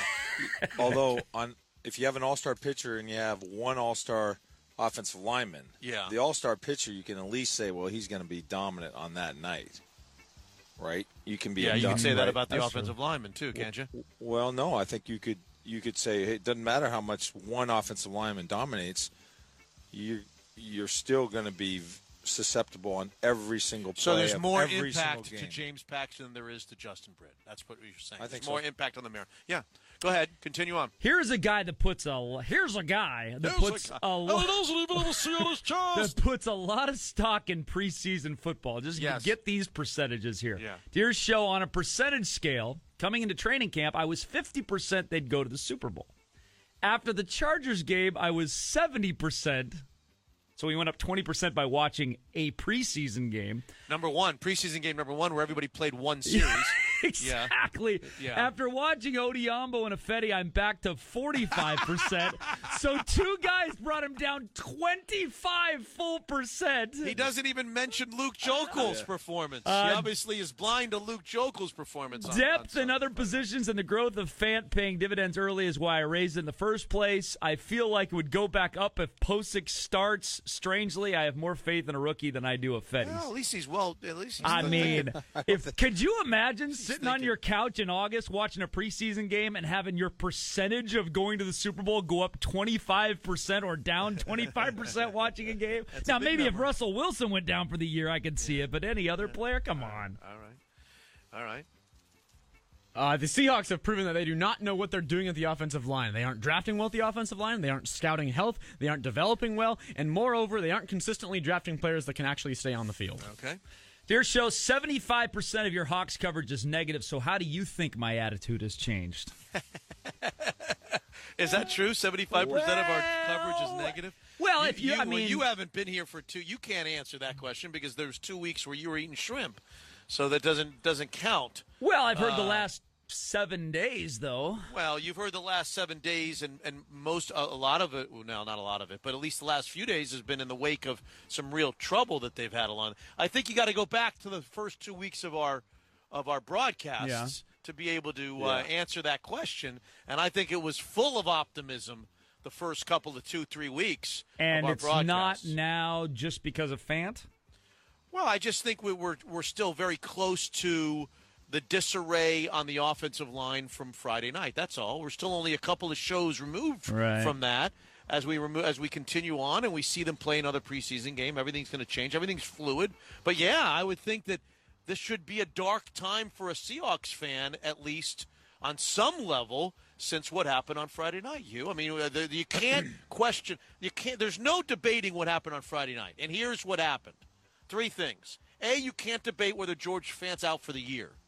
They're starting left tackle after they announced last week that they were confident in the left side of the offensive line, including Justin Britt. All right? So that's fact number 1. It cannot be disputed. He's out for the year.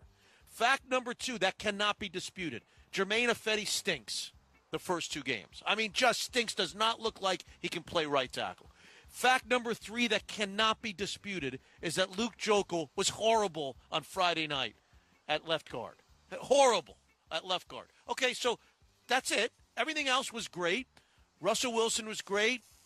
Doug Baldwin was great. The defense was better. There's a little bit of a pass rush issue, but okay, they're just getting started. But those are 3 major facts from Friday night that can only lead to the next 2 radio broadcasts as being somewhat dark when you consider the outlook of the Seahawks. I'll throw you another fact in is the performance of the offensive line a year ago and 2 years ago. Yeah. Yeah, I mean, it's been – I mean, you're talking about an offensive line. I don't know. From time to time we reference PFF, but the lowest-rated offensive line in the NFL. Not 31st. Yeah. 32nd. Yeah. And so I think that's part of the exact I'll just speak for myself. As a lifelong Seahawks fan and as a guy who just marvels at all the talent, that's what I keep talking about, this weakest link thing. You know, what I say, I have a man crush on Bobby Wagner. You know, watching Earl Thomas, Richard Sherman, I've said is the best, the best corner in the league. Cam Chancellor's your favorite Seahawk. Cam Chancellor's my favorite Seahawk. I'll keep repeating all this stuff. But Russ is a top, you got to, I'll say it again. He's a top 5 or 6 quarterback in the NFL. Yeah. But, maybe it's easy in the offseason to say, okay, you were so bad at offensive line, did you upgrade? You got a high draft pick. Did you upgrade? Did you upgrade? And right now, I don't know how you can reasonably feel good about the state of the offensive line. Okay, you've heard Hugh Millen talk all morning. He's been talking on and off since 6 o'clock this morning, but he hasn't really talked until the next segment comes because Hugh's got something to say and your chance for 50-yard line seats to the Cardinals-Seahawks game coming up on 950 KJR. All right, live from the VMAC, we continue on a beautiful Tuesday morning, no eclipse in sight, and we've got lots and lots of good stuff from here at the VMAC. Hugh's got something to say here in a minute. He's got everybody's attention. Who knows which direction he's going to go? Yesterday it was the eclipse a wink from the heavens? Who knows what today will bring with Hugh's got something to say. At the bottom of the hour, 8:30 this morning, your chance. Get ready to call and answer the phone poll question, which is, has your outlook for the Seahawks materially changed in the last couple of weeks based on what you've learned about the guys playing the 2017 offensive line, or in this case, not playing the 2017 offensive line because of George Fant's injury? We want to hear from you at the bottom of the hour, 8:30 on 950 KJR. And everybody who participates will receive a ticket into the hat, Cards Hawks tickets for the drawing, 50-yard line seats, New Year's Eve, December the 31st, the final game of the regular season at CenturyLink Field. Could be for home field, could be for the division, could be for a bye, could be for the number one seed. You want to be there, and we have your chance to be there in the very best seats in the house. Ryan Divish at 8:45 today, Mike Holmgren at 9, and the 12th man roundtable at 9:28. A quick headline, Seahawks bring in another body for the offensive line. Matt Tobin is his name. They traded a 5th-round draft choice in next year's April draft for Matt Tobin and a 7th-rounder. He's a 4-year vet. He was an undrafted free agent out of Iowa. He started 21 games at guard and tackle in his career, but he was kind of low on the Philadelphia Eagles depth chart, and the Seahawks have brought him in. We'll probably be introduced to him today. A new offensive lineman here for the Seahawks. KJ Wright back yesterday after the process on his knee. CJ Prosise did not practice. Groin injury that occurred in pregame warmups for preseason game number 2. Amara Darboh was cleared to practice again yesterday after he had concussion tests for his first preseason action. The Mariners win in Atlanta, build an early lead, hold on for dear life, 6-5. Now 2 games over 500 and 1 back of the Angels for the second wild card in the American League. Odell Beckham Jr. sprains an ankle in last night's preseason game with the Browns. 11 different Browns players take a knee during the anthem last night. Trevor Siemian named the starting quarterback in Denver, and Tiger Woods threatening legal action against a website that has allegedly posted nude pictures of the 14-time major champion and his ex-girlfriend, for those of us that care more about that, Lindsey Vaughn. And with that, at 8:07, Jackson, hit something to get you talking. I want to hear from you this morning on 950 KJR. You want to know when the kicker's kicking really good? When he's banging kicks. the cameraman at training camp. You've got something to say. So we all got in a room before the training camp coverage began. Who's we all? That would be probably Dick Fain. He might have been out eating shrimp, though, on a cruise. I think Slickhawk was definitely there. I was there. Rich Moore was there. Big Nate might have been there. I was in Sun Valley. You were in Sun Valley, and we got together, and we started brainstorming. What can we do different? You know, this is like the 23rd training camp or 23rd preseason that Mitch has covered on the show. Going to go out there with you. Is there anything new that we can bring to the table? And I think it was my idea. It may not have been, but I think it was my idea. I said to them, you know, I would just like you to go off once a morning. Just go off. And it could be good. It could be bad. It could be football. It could be Seahawks. It could be NFL. It could be Huskies. It could be non-sports. He's got all these things. Oftentimes I hear about him during the break. A lot of these things that are on his mind. He comes up to me and he starts hammering me with something. I just want to, and I don't want to know what the topic is. I don't want to pre-rehearse this. I don't want to pre-plan it. I don't want you texting me, here's what I'm going to talk about today. Yeah. I just want at 8 o'clock or 8:05 or 8:00 every morning of the preseason, I just want you just to tell us what's on his mind. Hugh's got something to say, baby. It's on my mind. And I just want to know. What's on your mind? Well, you put today? it on me, and so I'll tell you what's on my mind today. So the AP polls came out, okay, and our Washington Huskies are 8, and I think some are quick to point out the Cougars are 24th. Good for the Cougars. He tosses. Boy, that was dismissed. Was that not third time in history they've been? That just does that not shock you? Can I repeat what you just said? Does that not shock That was amazing when I read that. Could I repeat? Out of 100 years, they've been ranked 3 times in the preseason. Can I repeat what you just said and the way you said it? Okay, please. You said, some are quick to point out that the Cougars are 24th. Good for the Cougars. Yeah, something like that. Okay. But what's on my mind is the double talk from coaches about the polls. And I say this because, you know, and I would say, I hope you understand the tenor of this. It's kind of with a wink and a smile. And if I was to have the occasion to sit down over a beer with Chris Peterson, I'd hope that I could bust his balls and we could have a laugh. You don't have to about worry. this. He's not listening. No, I understand that. But the whole idea, the coaches, they avoid the poll. Every time their team is ranked high, yeah, you know, you have, and I'm going to quote Chris Peterson, okay. quote, I think our guys are wise enough to know they couldn't care less about preseason polls. He says, you want to talk about polls?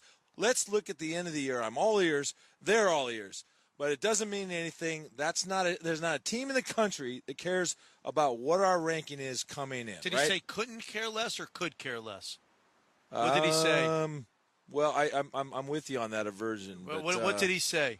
There's not a team in the country that cares about what our ranking is coming in. Oh, yeah, the first part of it, you said couldn't care less or could care. The first quote you used from him, he said they couldn't. Yeah. They couldn't care less about preseason polls. He Good. says it right. He said it correctly. Yes. Yeah, and so the thing that gets me about it is if you're trying to build the program to a point, like people say, I want to lose. It's harder to lose a close game than a blowout.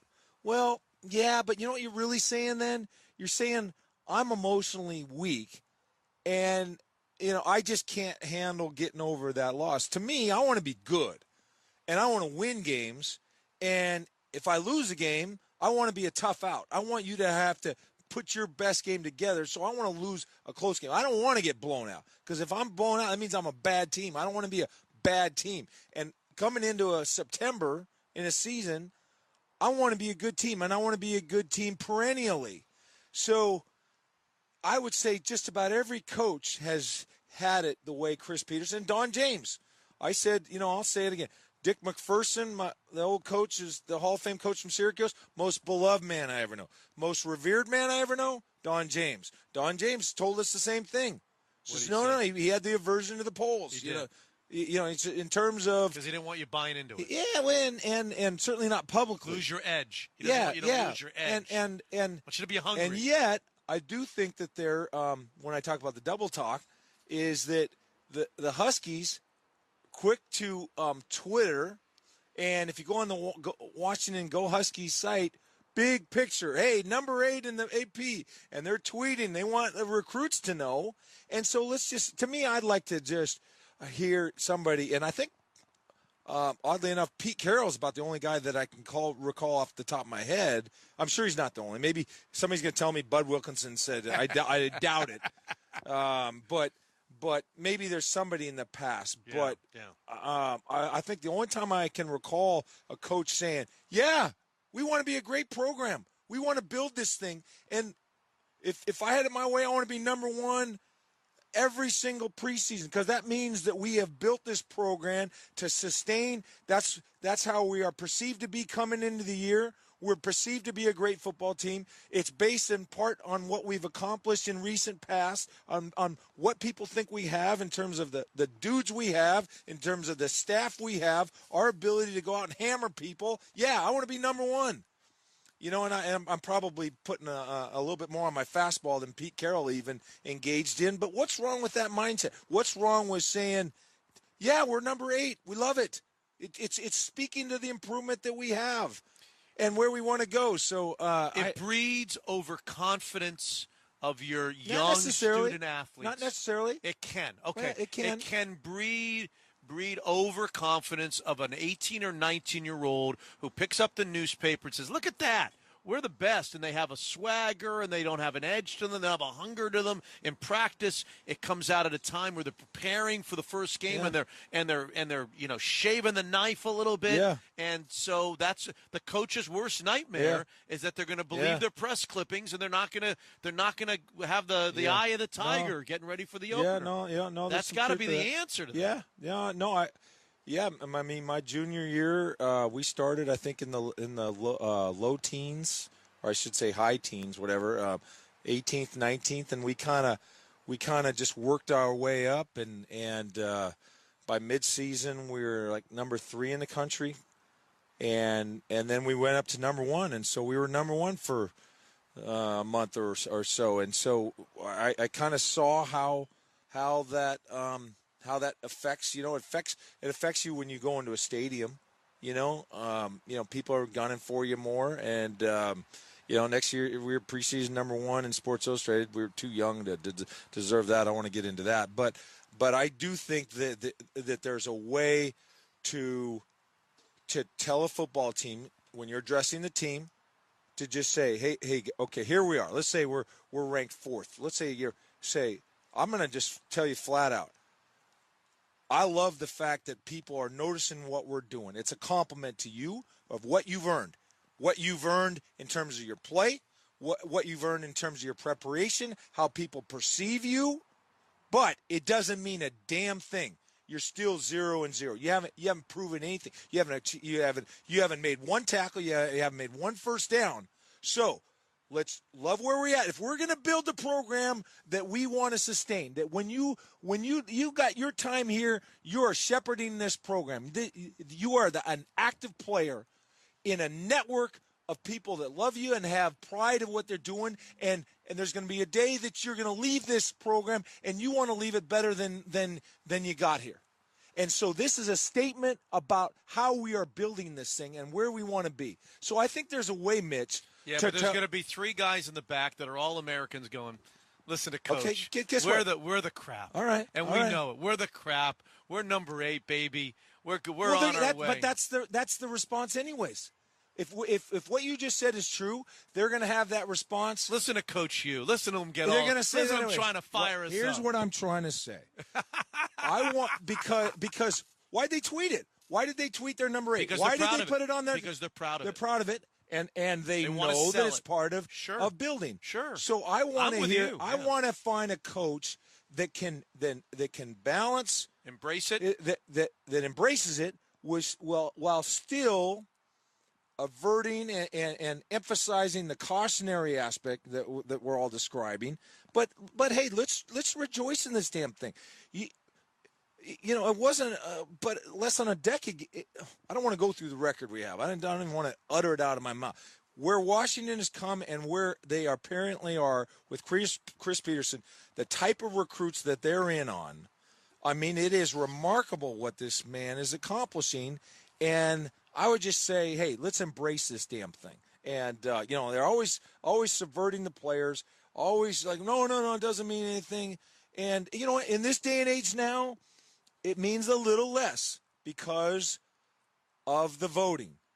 I mean, when we lost the national title to BYU, it was the closest vote in the history of the AP. We're number 2. That stinks. To miss out on the opportunity to have a national championship. So God bless college football.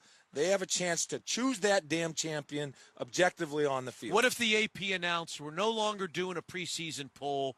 We're going to do our first poll will come out after the first weekend of college football. Fine. We want to see these teams play, even they're going to play cupcakes. Yeah. We want to see them on a football field before I'd be fine. Yeah, I'd be fine with that. But if you're going to have a preseason poll, then damn it, there's nothing wrong with saying, yeah, we want to be highly ranked. Well, why is because guess what? If we're highly ranked, then people are noticing who we have, what we're doing, the direction we're going in.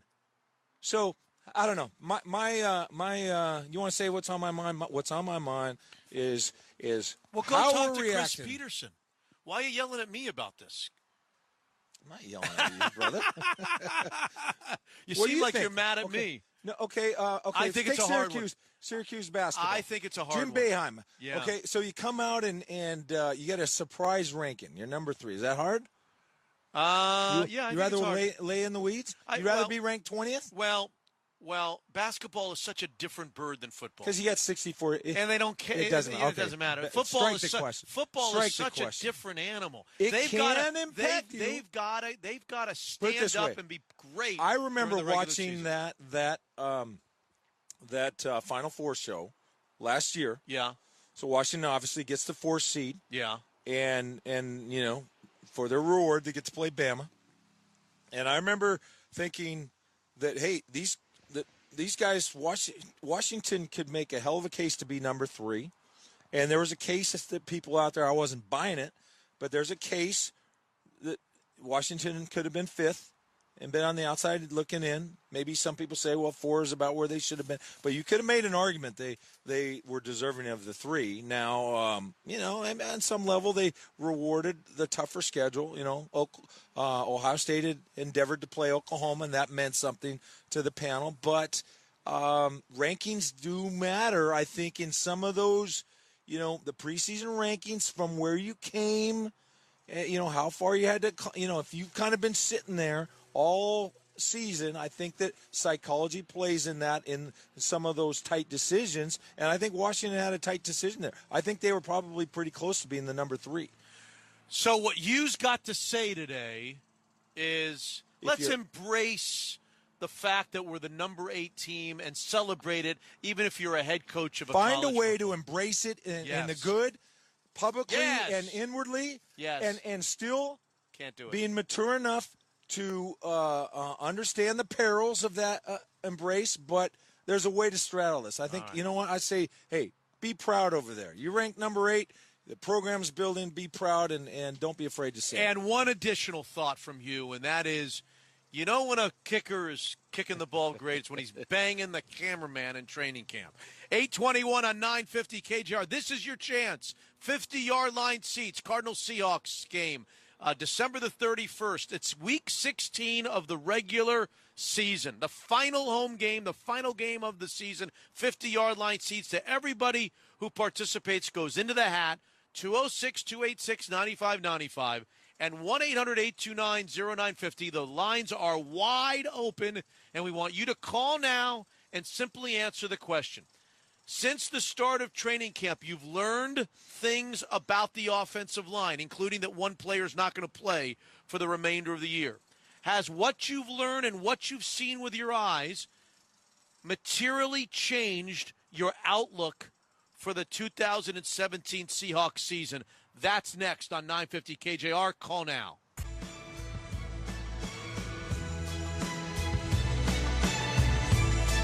Okay, 829 on 950 KJR. Phone lines are banked. Let's get them going, and if you can't get through right now, you'll get through here in a second. Everybody who participates goes into the drawing for the Cards Seahawks game, 50-yard line seats, December the 31st. All right, you've heard me ask the question a lot. Now we've got to answer the question, you and Jackson and Dick Fain and myself, before we go to the lines. Based on what we've learned in the last, let's call it 4 weeks, 2 weeks before an exhibition game and then 2 exhibition games, practices, games, workouts. Whatever you've learned in those 4 weeks, whatever new information you have in those 4 weeks, has that materially changed your outlook for the Seahawks in 2017? It's materially changed my outlook, because I obviously was hopeful that George Fant would be everything that they were talking about and what you could have hoped for, and I thought the initial returns on him were real good. I thought he played very well against San Diego. I think he played solid. He showed himself as a guy who could have been solid. Now, it's a small sample set, but what we can gauge, he looked like he could be a solid left tackle, which is remarkable given that he played less than 10 snaps on offense in his entire college football career. Right. So now what I see, Reese Odiombo and Jermaine Ifedi, I think that not only would they be the most subpar tandem of tackles, I think they'd be by a mile in the league. And so yes. Now, I think they can be solid in every other position on the football team and elite at many, many, many, many positions. So maybe he could overcome it, but I just think it's going to be a turnstile type of year. And it's going to be, praise God, Russell Wilson's healthy, and hopefully he stays healthy to be able to get out of some problems that's going to present. All right, Dick Fain, your shot. I think that the sample size of George Fant playing far subpar left tackle is far greater than his sample size of playing anywhere resembling a good left tackle, and I think we are putting that's lot. That's one aspect of this. We are that's putting only one. That's only one of about 4 or 5 things. 4 or 5 things. What do you mean? I'm talking about the offense. I'm not talking about George Fant. Right. The No, question is not about that. it's about the entirety of the offensive line. Well, the knowledge. Maybe you weren't around in the first couple. The of knowledge weeks, of our offensive line coming into training camp it's not very good, and it hasn't shown to be very good. Okay. So I am ever so slightly more negative than I was at the beginning of the season, but almost unchanged because I think far too much is being made about the George Fant injury. Okay, Jackson? Yeah, I'm going to disagree with Dick. It has definitely changed for me because the expectations coming in, I thought, were to have so much more improvement. The left side of the offensive line was already set, it looked like. I thought there was going to be so much more improvement on that line, especially with a Fetty bumping out to right tackle, and the expectations have just fallen apart, and Fant getting injured, they've totally fallen, all of it. And Posick. Yeah, Posick. He's terrible. He got walked back repeatedly, so you thought you had a more robust competition at right tackle. You thought, okay, if Eddie, you're sliding him out from guard. If it's just not working, you got a guy coming from LSU, played in the toughest conference in college football, and you kind of felt like there was a ceiling, a floor under which you wouldn't fall at the right tackle. Because of those two guys. So I guess I'm up as I go to the phone lines, and I'm going to surprise you a little bit because I think the Posick thing is a little bit troubling. But I'm going to surprise you and say that my outlook has not changed. Has not changed. Let's say substantially or materially has not changed, and that's because of what I thought of the offensive line before training camp started. Okay, I didn't have any expectations for George Fant to be any good. I had very little expectations Jermaine Ifedi would be very good. I thought Luke Joeckel was a joke. The whole signing of Luke Joeckel was a joke before we ever saw him play. So when you compare what I thought of them going in and now what's changed? Jermaine Ifedi isn't good. Mm-hmm. Okay. Joeckel isn't good. Thought it. Fant is out. Didn't think much of him coming in before the first preseason game. The one thing that you might have me on is Posick. I might have thought coming in after all that John Schneider said to us, which was we were worried about somebody stealing Posick. He was the guy we really had our eye on, and we were sweating it out until we got Ethan. That's the one that might push the balance, push the weight, push the scale in favor. But that was hope changing. on your part and not expectation. I think I expected Posick, and but the problem is even today I don't think I've completely lost hope in Posick. I just was not impressed with what I saw the second preseason game.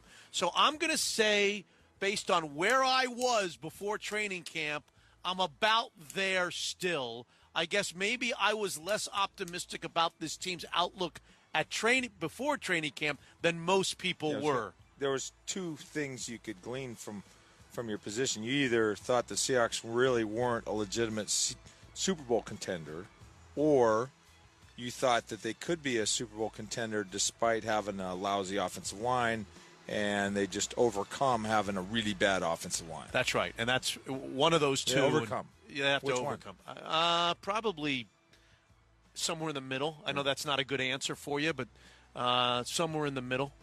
By the way, shout out to Lane in the Seahawks department, bringing the whatever Russell Wilson had, the little. How'd you enjoy those? I liked them. Yeah. How'd you like mine? I liked yours just as well as mine. You didn't want to touch yours. Let's go to the phone lines to see people would have to say. What's your answer to this question, Cameron? And Napa Vine. Go ahead, Cameron. Yeah, I kind of agree with you, Mitch. I wasn't very optimistic to begin the season. I kind of had a little flicker of hope there when I heard, Fant was looking a lot better as compared to last year. But now that he's out and they're switching people around, there's no continuity there, and those guys are going to start thinking instead of knowing what they're supposed to do. It's not going to be second nature anymore. Okay. John in Tacoma. You're on and you're in the hat. Go ahead, John. Hey, guys. Yeah, I think, obviously the expectations were pretty low after last season. So, add a few new bodies in there. Posick and Ibushi, I think, is going to beat out Glowinski. And you got a potential to have a better line than last year. And they don't need to be great. I think they just need to be average or just not a liability, and we'll be fine. So I think our expectation is still a championship caliber football team. Offensive line's probably not going to be a strength, but it just can't be too big of a weakness. Unchanged. Both the last two callers are unchanged, but for different reasons. Interesting. Jerry in Bellevue, your shot. What do you say about this? Well, I was optimistic at the beginning of the year also that they would be better and even felt stronger about that after the first exhibition game. But since then and the injury, I am now back to the idea that they have a average line at best, and the hope is that Wilson is a spectacular quarterback and pushes us through. I'm not very optimistic about making it to the Super Bowl, though. Okay, so your outlook has changed for the worse, says Jerry. Scott in Kingston at 8:37, live from the VMAC. What do you say, Scott? Hey, Mitchie. Hey, Dewey. I have the exact same expectations I had. I think they're horrible. I think they'll stay horrible. I don't think they can coach them up. I don't think they certainly can't draft them. And their free agent guys they get are just, it's kind of like the backup quarterback. We all think Posic's going to be great. These other guys, well, great. I don't see it. I think the only reason that, if we had Matt Flynn, I know it's a ways back, but if we had him quarterback, I don't think he'd still be alive. The only reason that we're any good is Russell's got Wilson, as he showed last year when he didn't have his wheel. So exactly the same. Can't coach him, can't draft him, and can't get free agents. So All right. Rob in West Seattle. Has your position, your outlook on the Seahawks changed what you learned about the offensive line the last 4 weeks? Like some of the other callers, well, first off, hi there to Hugh, go Roosevelt, go UW. But coming in, my expectations were pretty low. Last year's offensive line play was horrendous. And I reminded myself that prior to the first preseason game, I went back and watched highlights and some complete game film from the first few games last season. And, just watching that atrocious play, I was like, okay, it's got to be only up from here. Improved depth, looking forward to this. Stamp goes down. We replace him with 6'4", 315 Odiombo. Not the biggest left tackle in the league, not a lot of experience. That's going to be a problem. But Jokel next to, just on the interior of our offensive line, I think it's got to be improved. I don't know. I'm probably about the same as where I was last year. This is going to be a frustrating offensive line to watch. Yeah.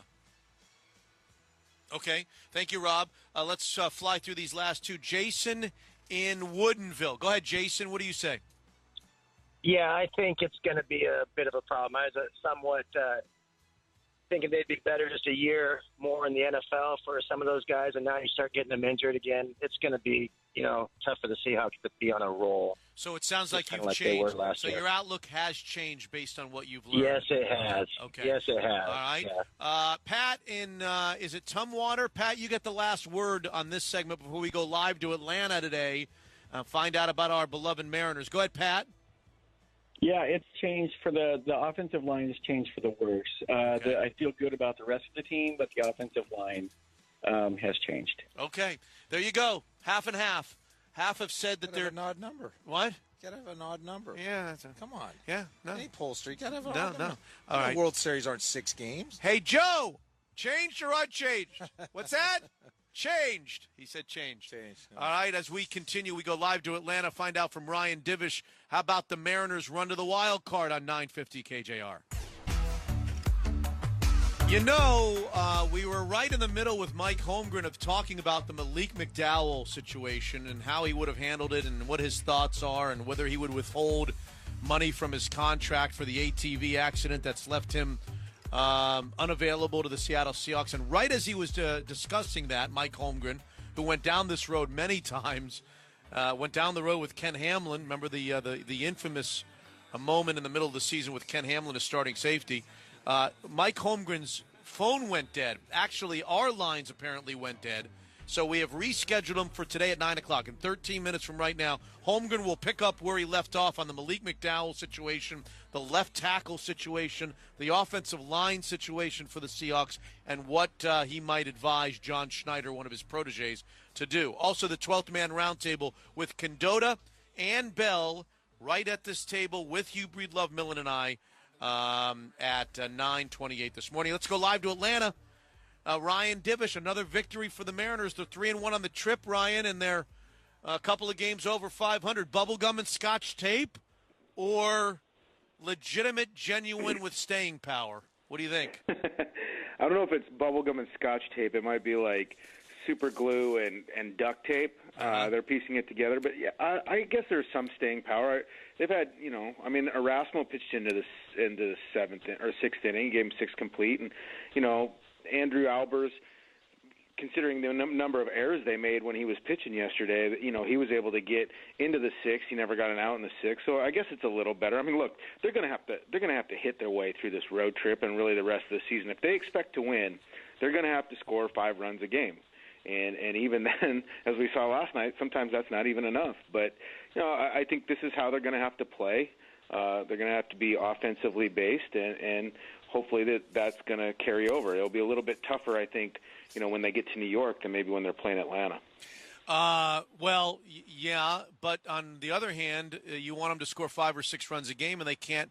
Their hottest guy right now in the middle of that lineup can't play, Nelson Cruz, unless you could figure a way to get him out there in right field. Can he not go out there and tough it out in a defensive position, or is he just not able to play defensively at all?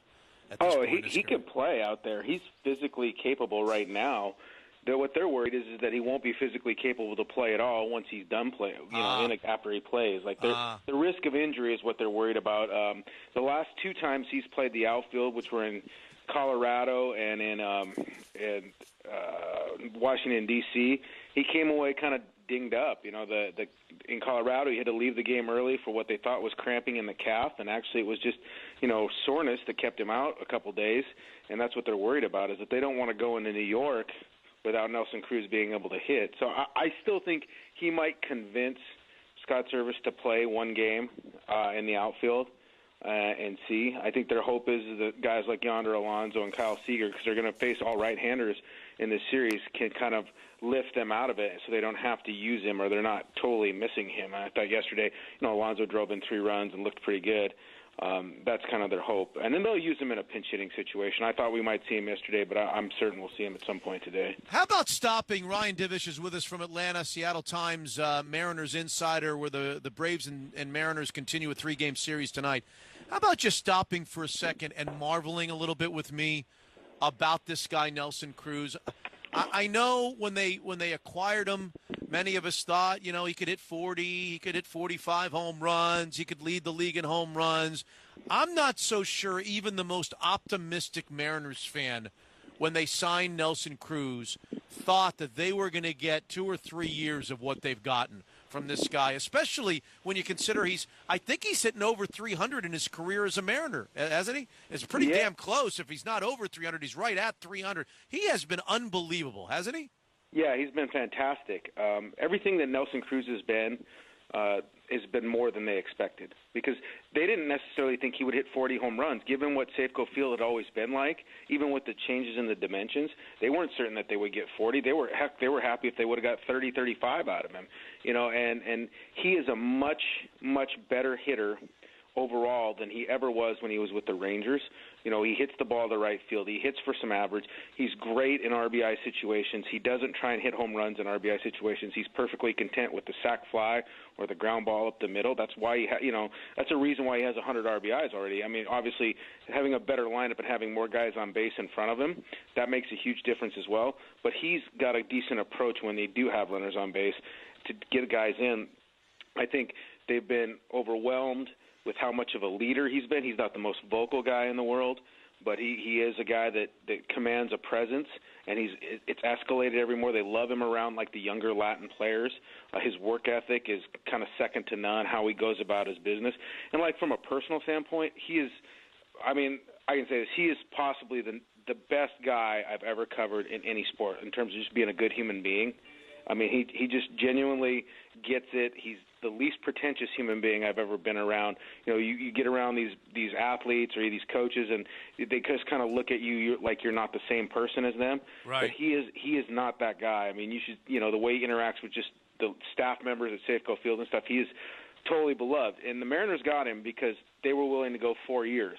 And everybody kind of thought that 4th year would just be a throwaway, and that even possibly the 3rd year would be that, you really needed him for the 2 years where they felt like he had his max time. But everything he's done so far says that why won't he be just as effective in his 4th year? And you're only paying him, I think, $14 million a year? It's a bargain. Huge money, or that's a huge savings compared to what, his production would get on the open market. So what now? Do you extend him? Will they extend him, or are they going to let him play out the final year of his contract? I don't. That's a good question. I mean, I don't.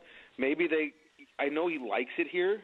I know he likes being around Robbie and Segura and kind of all his boys. Maybe they give him a 1-year extension with an option or something like that. I mean, he is getting up there in years, and he is totally limited to basically one position, which does limit you. Like when you need to rest Robinson Cano, that means you have to take Nelson Cruz out of the lineup, or to put him at a DH, or if you just have to take Cano out of the lineup. So it's just that part is limiting, and it limits your versatility for the lineup.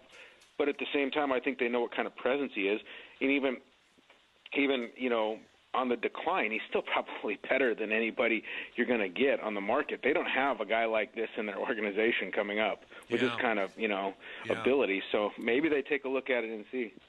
Well, that's 8:54 live in Atlanta. Ryan Divish, Game 2 tonight between the Mariners and Braves as the Mariners continue their pursuit of that second wild card despite the bubblegum and scotch tape, or as he says, the the glue and duct tape. Thank you, Ryan. Thanks very much. Ryan Divish brought to you by Michael's Toyota of Bellevue, which has designed all of their departments around putting their customers' needs first, including their service department, which is open 7 days a week. Michael's Toyota, just off on I-90 at Eastgate over there, next to Lil John's. Visit them. They make Ryan Divish and all of our chats with Ryan Divish possible. Mike Holmgren started to speak about Malik McDowell and the left tackle situation and what he would do if he was advising John Schneider. We'll resume that conversation with Holmgren next, live from the VMAC on 950 KJR. 0-2. Ground ball. Alonso going to take it himself. Mariners win it. 6-5 to go 3-1 on this road trip. And they go to 64 and 62. Albers gets the win. Fulton-Evans the loss. Diaz the save, his 28th. Root Sports on the call. The Mariners build an early lead in Atlanta, then hold on for dear life 6-5. 2 games over 500, as Simsy just expressed. And now just one back of the Angels. Sorry, the Twins. One back of the Twins, because the Angels lost late last night. They're one back of the Twins for wild card number 2. They'll be back in action again today. I think that's a 4:30 start in Atlanta against the Braves. The Seahawks bring in another body for the offensive line. They send a 5th-round pick in next April's draft to the Eagles for Matt Tobin and a 7th-rounder. We'll find out about Matt Tobin today. He's a 4-year vet, undrafted free agent in 2013 out of Iowa. Started 21 games, some at guard, some at tackle. It sounded like Tobin might have been a long shot to make the Eagles team, and that's why Philly was ready to deal him. Another body for the Seahawks. KJ Wright back yesterday after the process on his knee. CJ Prosise did not practice, groin injury that occurred in the warm-ups of the game. Amara Darboh cleared concussion tests after his first preseason action. He was back in practice yesterday. Odell Beckham Jr. Suffers an ankle sprain in last night's preseason game against the Browns, a game which 11 different Browns players took a knee for the anthem last night. Trevor Siemian is the starting quarterback in Denver. He was the starting quarterback last year. He beat out Paxton Lynch for the job. And Tiger Woods threatening legal action against a website that reportedly posted nude pictures of the 14-time major champion and his ex-girlfriend, Lindsey Vaughn. 9:03 on 950 KJR. Jackson, hit it, please. Let's get Mike Holmgren on the air on 950. Once you're a coach, you're always a coach. Your red zone, you know you're going to do what once you pass the ball. Sit down. Your home for the 12th man in the NFL presents Mike Holmgren. It never leaves you. Find in your spot. See where it is? Bang! You get the ball. Powered by El Gaucho, by Sharp Vision Modern LASIK, by Advanced Hair, and by Master Park Airport Valet Parking. Okay? Let's do it. One more time. Now, Mike Holmgren on Seattle Sports Radio 950. Coaching, teaching, that's always been very, very important to me. KJR. Coach Mike Holmgren, former President Mike Holmgren, was with us yesterday for about 48 seconds, and then the phones went down on us. So let's get him back on here. I'm assuming you're still at the cabin, and it's good to visit with you again. Hopefully this week we could have a little bit of a chat today instead of the phone lines going out on us. No, I know. I must have been an eclipse or something, but yeah, we're coming home tomorrow. So today's a big cleanup day down here. I like eclairs better than I like eclipses, but that's for another segment. 9:04 with Mike Holmgren. You were in the middle of something I was very interested in hearing your thoughts, the Malik McDowell accident before training camp. He's on an ATV. He has an accident. Nobody's really saying how serious it was, but some are speculating that he won't play. This year he may not play for a long, long time, may have suffered head injuries, brain injuries. I'm not quite sure. Okay, so take us inside the room if you were leading the charge. Would you withhold salary from him? How disappointed would you be? How irresponsible was it for a young man who's living his life but does so 2 weeks before training camp on an ATV? Just give us a complete kind of assessment of where you stand on this, Coach. Yeah, I when I heard it, the first thing, whether I was coaching the team or just as a fan, you're very discouraged, and then I would want to find out, first of all, how is he, what happened, how badly is he hurt, those types of things. Kind of get that information first. Then my initial reaction, I'm sure, because I had it a couple times when I'd lose a player with something I thought could have been avoided, I'd be a little bit angry. I'd be ticked off about the situation and disappointed in the young man. And then thirdly, I'd kind of come back the other way, and the number one thing is he okay? Is he going to be able to play at some time in the future, and how bad is it? And then I'd follow it up with a speech to the team, talking about how unfortunate it was, but these are avoidable things. And once you have your dream in the palm of your hand, your lifelong dream of playing in the NFL and playing football and earning a living for your family, those types of things, to have it kind of get waylaid by something crazy. These are lessons that you have to talk to the team about. Now, as far as salary and things like that, I was in a position a couple of times where this happened, and the club, we decided to not withhold salary. I don't know how they're going to handle this. Quite honestly, Mitch, I've been trying to find out what exactly the injuries were. Do you know anything about that? No, they're being very, very, very quiet about that. No one's saying anything. Yeah. So, but it is a decision they have to make. And he was such a high draft pick that it's not a small amount of money. So in the past, when I ran into those situations, we'd have those talks, but then we would wind up kind of taking care of the player anyway. How about the notion of where he is right now? I think that's part of the story. First of all, this happened back at home 2 weeks before training camp. I think the Seahawks were somewhat frustrated that they didn't have the kid here. They got him here a couple of days after training camp started. He saw their doctors, and then it was decided that it was in the best interest of the kid, and I guess the team, for him to go back to Michigan and continue to rehabilitate there. What do you make of that? Why not here? Why not under their thumb and their watchful eye? Why not with their doctors, their specialists? Why would they make the decision to send him back to Michigan, do you think? That's a good question, and I don't think I would have liked to handle it that way. I would like the player with us. It's not like Seattle doesn't have great medicine and we don't have great doctors and those types of things. It's nothing like that. It's he's part of the team, and to be able to deal with his injury and know what was happening very, very closely on a daily basis with your own doctors, that makes more sense to me. That's what adds a little bit of the mystery to this whole thing, in my opinion. Is it possible that the answer to my last question of why to Michigan and not here is they want him out of the eye of Seattle? They want him out of the Northwest. They don't want him talking to people. They don't want people seeing him on the streets or seeing him in hospitals or seeing him in. They just want him to disappear so that there's no coverage of this. Is that possible? Well, I suppose so. But again, I think it goes back to what is the injury. I mean, if he's going to be out and about, and then he should be in the building. Unless it's a lot more serious than we are led to believe. If it's a lot more serious than being around family and being around things, the people he knows and things like that, then there might be some rationale to it. But normally speaking, I would want the player close by. Okay, Mike Holmgren is with us. We couldn't hook up the phones to work yesterday, so he's nice enough to be with us today. Other storylines so far from training camp and the preseason, Mike. The offensive line. I know you're probably tired of having me ask you about it.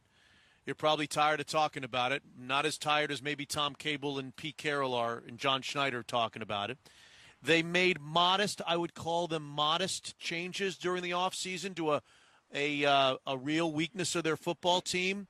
They brought in Luke Jokel from Jacksonville, who objective kind of scouts said struggled there since he was a high and mighty pick, even though Cable told us that's not the way he views it. They whiffed on a couple of other guys. They brought in this basketball player who played a little bit for them last year, George Fant, and he had 18 or 20 pounds of strength to him, and then he is lost for the year because of the catastrophic knee injury in preseason game number 2. So they find themselves shuffling and trying to figure this out already, and we haven't even gotten to the third preseason game. Your reaction to all of this offensive line chatter here in Seattle? Well, I kind of think it's like Groundhog Day. You know, I mean, here we go again, because there was some optimism and feel good about Jackal and then also about Fant. But also you also notice in games they are still moving people around just a little bit to see what position they want them at.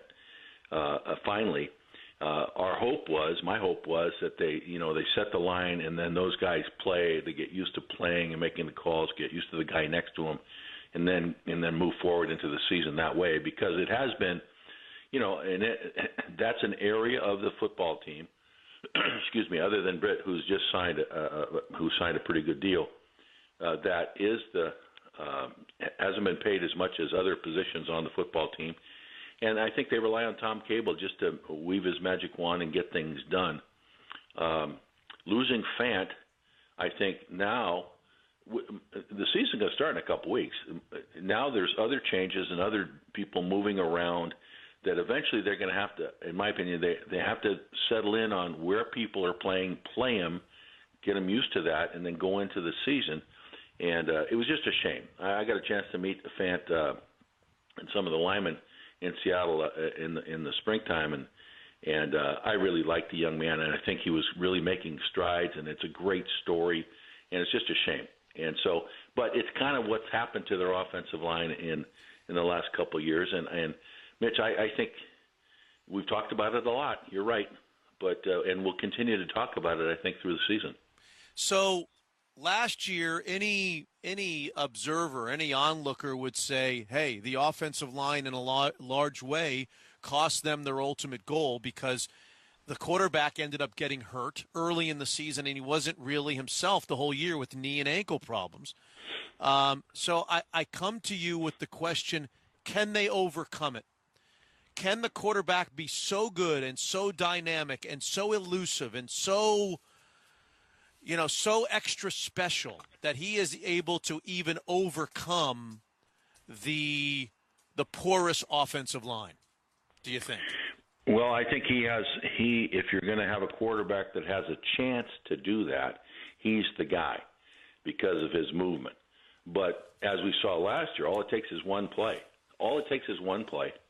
And all of a sudden, he's a little gimpy or he's not. He can't run like he's used to running. And it changes the whole dynamic of their offense. I think and we haven't even talked about the running back situation yet, but they need his running ability, I think, to be most effective. I mean, he's shown everybody he's a good passer and he can throw the ball and he can do all those things, but he needs that other part of it, I think, to be the quarterback that the team needs to get to the Super Bowl. And he's just going to take more shots if the offensive line isn't quite what they had hoped it would be. And that's a risk. And if he gets hurt or if something happens to Russell, even slowing him down just a little bit, like happened last year, it changes the whole offense. Yeah. Yeah, 14 minutes after 9 o'clock with Mike Holmgren. We're about 14 minutes away from the 12th Man Roundtable, the daily 12th Man Roundtable with Greg Bell and Bob Condotta here live at the VMAC. They drafted this young man, Ethan Posick. Now, you've probably not met him or know much about him. A second-round pick out of LSU. And what we've learned about him from the beginning is what they love is his versatility, Coach. They love the fact that he can play tackle, he can play guard, he can play center. He's a perfect sixth man, a guy who can stand on the sideline and come in at any position and give them good play at any position along the offensive line. Did you coach Ray Roberts when you were here? I don't remember. Was he gone by the time you got No, he was gone. Okay. He was gone, yeah. So Ray Roberts, a longtime left tackle in the league, University of Virginia guy, good guy, local guy, and I were chatting on the sideline maybe 10 days ago watching training camp. And he made an interesting comment to me, and I'd like to get your reaction to it. He said he doesn't like the whole versatile offensive lineman thing. That's a jack of all trades and a master of none. He likes the guys that come in, they play a position, you plug them in, they play that position, and they grow in confidence and productivity with your football team. He's not a big believer in the guys that play across the line, that they're as helpful as the other guys. What do you think about that? I would agree with him. I totally think that's the way I was most comfortable and the way I wanted to see it happen. I remember meetings in the draft room, Mitch, where they'd say, okay, this guy is a guard. He's played guard his whole life, but we're projecting him to be tackle, or even from the right side to the left side, or, he can play center, or – when I was less comfortable with that than most things. I mean, if you're a tackle, you're a tackle, and I think tackles in the league, they're asked. It's a different skill set than guards and a center. Certainly, it's a very unique in there, even though they're all offensive linemen. So I would agree with Ray, and I think that's why I would be a big. My proposal would be put them where they're going to play, where you think, as a coach, they're going to play and be most productive. Leave them there and teach them to play that. Now you might have a sixth man who you would feel comfortable plugging in, but he's not starting. And in a regular season game, that sixth offensive lineman, you never want him to play. Right. You don't want him to play. Right. You want the other five guys to play. So you think that by him being tossed different positions at him in his first go-around as an NFL pro, you think that might be taking away from the learning curve if he were just asked to learn one position? And this is the position you're going to play, and this is the position we want you to concentrate on. We know you're versatile, but for your sake and for our sake, let's not complicate things and just make you this. We're going to make you this. Yeah, I think that's how I would look at it. I think what that tells me, and again, I haven't talked to Tom about this, but what that tells me is that, they're not looking at him to start at a position. If they were looking at him to be one of their starters, you plug him in, and that's where he's playing. That's what he's doing in training camp. You get him going there. If you're doing it the other way, you're looking at him actually. That his first year he's not ready. Hopefully he's ready his second year to start. Maybe he has to play if someone gets hurt. But we're looking at him to learn all these positions as kind of a sixth man, as you put it. But, yeah, no, certainly it takes away from, I'm sure he's a very bright kid, and he is handling it about as well as you can handle it. Right. But it can't be as good for him as if you just plugged him in at a position, okay, learn this, know it. So if we have to play it, you can do it and do it pretty well. Okay, let's finish up for today with some running back discussion. Eddie Lacy in particular. He played for your Green Bay Packers for the first portion of his career. A very, very acknowledged and well-known weight problem. He tends to get heavy. They brought him in. They put all kinds of clauses in his contract. He's had weigh-ins to earn money. I think you and I have discussed that before. We had a guy on our show who says he doesn't like weigh-ins to earn money because guys go to drastic measures to get a certain number of appear on a scale, and they end up hurting themselves in the process. What kind of What kind of optimism do you have in a guy like Eddie Lacy that he could regain some form of his rookie self when he came out of Alabama and was such a strong influence in the NFL? Well, I think the first thing that struck me is that if Eddie Lacy had very a couple of years in Green Bay that was outstanding. Excuse me. But to have him be available on the market to Seattle or anybody else, is struck me as kind of, well, something's not right here. Then the fact that we talk about the weight and those types of things. If he can regain his form, obviously he's a huge benefit, and he was a good back. I mean, really a good runner, and that's what they're looking for in this particular offense, to take pressure off Russell Wilson and things like that. Will he ever attain that? I don't know. That's hard, because not only was he heavy, but then he got hurt a little bit and those types of things. Now, I understand he's making his weight and all those things, but you haven't seen the numbers in the preseason that would be somewhat encouraging. I haven't anyway. Uh-huh. And so that's a wait and see. I think that's still a pretty big question mark, not only with Eddie, but Thomas Rawls and the whole running back situation. That coupled with maybe some changes in the offensive line. Yeah. This Mitch, the season's here. It's going to be here before you know it. And so the idea of continuity and kind of feeling good about the offensive line and the running back and running the ball in general, I haven't seen it quite yet. Well, we'll talk next week about roster changes and roster building as we get to a very important part in a lot of these young men's career, as we get to cut down days. Thanks very much. Travel safe home. Can't wait to see you again. Say hello to Kath. Take care, I will. Okay, thank you. 9:22 on 950 KJR. Mike Holmgren right there on the offensive line, on the running back situation, and on the Malik McDowell disappointment and how he might have handled that if he were still running things at the VMAC. 22 minutes after the hour of 9 o'clock, we promise you every day, every single day. During the season, it's only on Thursdays. But every single day during training camp and the like, it's the 12th Man Roundtable, a mini daily edition with Condota of the Seattle Times and Bell of the Tacoma News Tribune and Millen of 950 KJR, live from the VMAC, next on 950 KJR.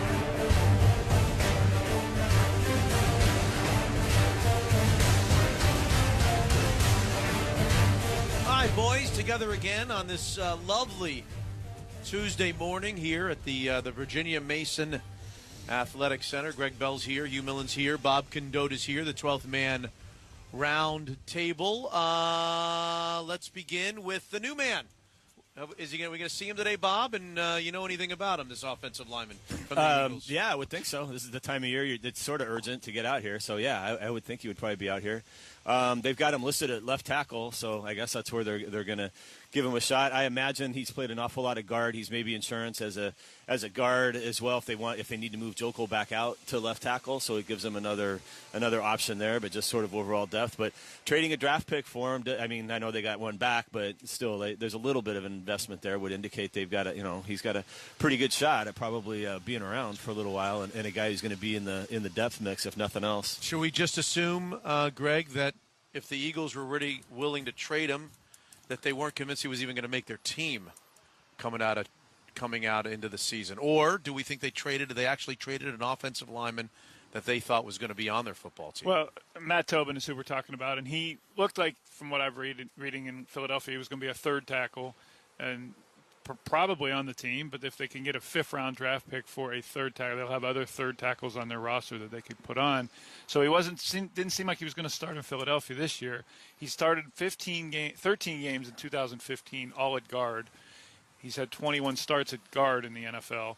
He has a history in college at Iowa of tackle, and he's played a little bit of tackle, including last week in a preseason game. He started a tackle for the Eagles against Buffalo. Like Bob said, they've mentioned him as a tackle, the Seahawks have. He's just another in the mix, I think. I don't think you plug him in immediately without knowing the system and the plays and the line calls. And Reese Odiombo is going to start, it looks like, for Friday night against Kansas City. And we talked about earlier this morning, Mitch. I think Ethan Posick right now is poised to certainly get a chance to see what he has at left tackle. He's been a right tackle in practices more than any other position. Hugh, what do you think of Reese Odiambo in this second game, the second preseason game? I think he's all right. I don't think he distinguished himself greatly. I think there's times where he gives up too much ground, like I think all the offensive tackles do. I think it's partly how they're taught, and I think it's partly them getting overrun. So, I would say about this, the new addition, playing in Philadelphia, you've got Doug Peterson as the coach coming from Kansas City, having been in Green Bay and Philadelphia. In terms of a general sense of terminology, if they said two-jet flanker drive in the huddle, a common kind of West Coast staple. There's two-jet protection, 300 jet. A lot of the terminology would be something I would think he'd know. So it's not like he's coming from the Earhart-Perkins system, like he's coming from the Patriots offensive line. Based on what There's some familiarity that he should have. Based on what you've seen from Posick, is there anything that suggests he's better at one side than the other, or better at one position than the other? Greg's talking about him getting a shot. I've not seen him play left tackle. I've seen him play right tackle. I've seen him play right guard. I don't even know that I've seen him play left guard. Is there anything that suggests from what you've seen of Posick that he would work at left tackle? No. I mean, I'd have to see that before I'd even be able to. I think that'd be speculation. Okay. All right. Other news yesterday from you guys. KJ Wright, the process is over. Anybody get apparently. a chance? Are we allowed to talk to KJ and find out what the process and where it was? we just talked to the offensive lineman yesterday, so that'll be on the list of guys to talk to, I think, and the Wright rest of the didn't week. practice fully yesterday either. They held him out of some stuff. So he's supposed to go full go today. All right. So he's back. How about C.J. Prosis's groin injury? What happened in warm-ups that led to this? I don't know if anything specific happened. He just suddenly, Carroll said, just kind of tightened up, and they decided, this is the time of year you're going to be cautious, obviously. So if you're feeling anything, you kind of just hold them out. But it was interesting. Carroll did volunteer. They took an MRI of it, so I guess it was bothering him enough to want to make sure that they knew what it was, but saw that there was nothing specific there. So he didn't practice yesterday. So. Yeah, unfortunately, C.J. Prosis isn't doing much to sort of dissuade kind of the image of him that's out there of continuing having to things. Do we get a sense whether they're frustrated with seeing? I'm sure that they don't love it. Yeah, Carroll said we want to see him play a lot Friday. I think he was sending a pretty strong signal. I'd like him to get healthy and get out there. There is a big part. No, I won't say big part. There is a specific part of this playbook for C.J. Prosis. It's in the hurry-up offense. It's in the third down package. It's in pass catching out of the backfield. It's in inside runs in passing situations. It says 22 in the playbook for him. There's just a large amount of plays for him. They didn't get Eddie Lacy to take away C.J. Prosis's work on third down. They want to see him on the field. They have a playbook and a game plan designed for him for the last 2 years since they drafted him in the third round last year. They want him on the field. Do you think he should have already made the team, Hugh, or do you think that they should be evaluating him and he should be on the fence like everybody else, or like a lot of others? I shouldn't say everybody else. He's probably got one more year where he's in favorable thought in their minds, but I there's no question that they're frustrated with his apparent, I don't know, he's like a Christmas ornament right now. Just can't stay healthy. So, but I think generally, in a sense, they have enough of a plan and a direction that they want to go in the offense that he'd have to really, really get nicked up repeatedly over the next couple of weeks before he's out of their plan. Did you guys know that Jimmy Graham wasn't going to play on Friday night? Did they disclose that? Did they tell you on Thursday or on Wednesday, here's who's going to play, who's not? Sometimes they do, sometimes they don't. We didn't ask specifically about Graham because he had practiced. The last practice we had seen, so you'd have to ask fully for them to answer. They don't just say, here's who's playing and here's who's not playing. And most likely he'd say, you've been around here before, right? Yeah, they don't hand us a list with all this information on it. They don't even tell us what day of the week it is unless we ask them. Okay. Yeah, we asked about Rawls and guys like that. We don't have a half hour to sit there and ask the entire roster. Right. But, Graham had not practiced one day last week, but then he had practiced the next day, unlike Rawls. Rawls had not practiced at all during the week. Graham had. bad. Again, I think it was a real precautionary thing with Graham. He apparently had some back spasms, which had held him out of the Tuesday practice. But, it was, you got there early before the game, and you saw him going through a really pretty intense workout with Luke Wilson, and it did kind of raise my eyebrows of he seems to be working really hard for a guy who, if he's supposed to be playing, this seems like so. He was going through the kind of workout. So I think they had just had a plan to hold him out at that point. How important do you think, Greg, Hugh, how important do you think it is that Graham play during the preseason? We keep hearing about how he needs to keep building camaraderie with the quarterback, and the quarterback's got to become comfortable with him being the safety blanket or the protection blanket, and yet they're not on the playing field. They're playing on the playing field at practices, but they're not doing it in a preseason. I don't think it matters. 15 snaps in a preseason game, and he might get the ball 3-4 times thrown his way, is not going to determine whether he has camaraderie with Russell Wilson. He's been out here 98% of the practices since training camp started. That's where the continuity's built, and in the offseason, and in the workouts in L.A. they did together. I don't think, even if he didn't play Friday, I don't think it's so alarm. Yeah, if it's just going to be a series or two, I agree with that. But is he missing practices out here? Then I would say just the one we know of. That's the only one I've seen. Yeah, he appeared to do everything yesterday. Yeah. So what are they trying to accomplish in the third preseason game? Obviously, this is the one. Hugh always points out that it used to be the fourth one. Now it's the third one where they try to bring these guys out after the half to get them used to having to come out after halftime, after the break, and rev things up again. Give us a sense of what you think, obviously the offensive line, but what they're trying to accomplish, the coaching staff in game number 3. They are trying to accomplish, do it for a half and come out and start the second half after some adjustments, and the same starters will do that. They want to get the starting defense to play and feel like their defense is used to feeling around here. They gave up another 13-play drive to start the game against Minnesota. That's 2 weeks in a row now that they've given up 13-play drives for scores. It was only a field goal this time. But that defense is not designed to be on the field for 26 plays and 2 drives to start games. They need to see the starting defense do what it does, but KJ Wright wasn't in. They didn't have full starting 11 on defense. And the offensive line, they need to have some semblance of an idea where the 5 might be and where those guys might be playing. And they're going to get 2.5 quarters to get an idea of where that is. What do you think, Bob? Yeah, I agree with the offensive line. I think they were ready to just say this is going to be the 5, right, before Fant got hurt. And now that throws everything up in the air. And so, Odiombo is going to get his shot this week. Who was the right guard? Who's the 5? Well, other than that, but say that those 2 guys at right guard and the other 4. So basically say these are our 6 starting offensive linemen for 5 spots. And I don't think they cared that much about who was going to be the starter between those 2 guys. I think they feel like it's pretty equal in one way or the other. It was going to be fairly similar production, and you have 2 pretty, in their eyes, I think 2 pretty good guys there. But they were going to settle on the tackles and the left side and start to try to do that, build that continuity with those guys and go that route. And now with Fant, it's sort of completely up in the air. And so they got to, figure out this week if Odiombo can do it or not. And if not, then maybe they've got a week to start seeing with Luke Jokel and moving him over there and seeing if Odiombo, if it's such a failure that then they've got to do that. And suddenly, before your final preseason game, you're making a pretty significant move on the offensive line. This final preseason game isn't going to be the write-off it normally is for this team because of the offensive line. They need to still determine starters in Oakland on that Thursday, the 31st, when normally they may not even dress the starters. And so, yes, you usually say the third is the final rehearsal, but not for that offensive line. They still need to see what Tobin gets, and they're not going to know by the Chiefs game what Tobin can give them, and they're not going to know whether Ethan Posick is the option at left tackle by Friday either. Right. Are we heading down the road of the 2 guards both playing, moving Glowinski to one side, having Ibushi and Glowinski as being both the guards? He ruled that out yesterday. And then moving Jokel to left tackle? No. He said Glowinski. Who's he?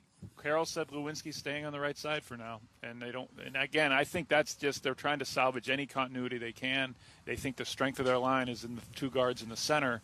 Like Bob said, no matter whether it ends up being Glowinski or Ibushi, they think that's still the strongest part, and they don't want to move Glowinski back over to the left again after they spent the whole offseason having him back to the right.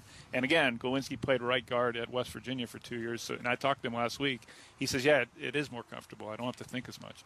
They're prepping this line for this week to give them the best chance to be good this week. So they're not going to play everybody at a million spots during practice this week because, as Carroll noted, this is the most game-like week of preparation they do in the preseason as well. So yesterday was was the closest thing to like a Wednesday game week prep. So they were giving Odiombo, all the reps at left tackle and that sort of thing, so that they're as prepared as possible to play on Friday night and sort of give it that best shot that way. And it'll be after Friday, then they'll reassess everything. All right, final moments of the 12th Man Roundtable. Bob Condotta, Seattle Times, Greg Bell, Tacoma News Tribune, Hugh Breedlove Millen. I know you don't like to play roster roulette, but I need to ask all three of you. We can start with you.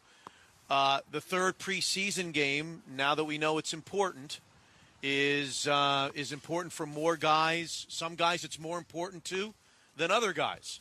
I think Russell Wilson's spot on this team is pretty much secured, but there are going to be 2 or 3 or 4 or 5 guys who need to play a good football game, need to be available, maybe Amara Darboh, need to be available and play a good football game on Thursday night. Who wants to take the first shot and mention a guy that you think needs to play well to have a better shot of making the football team, Bob? Thursday. I don't think I'd be shocked if they cut Amara Darboh. So I don't see any scenario there. So he's going to be on the final roster. Or he'll be on the practice squad. Do you think? No.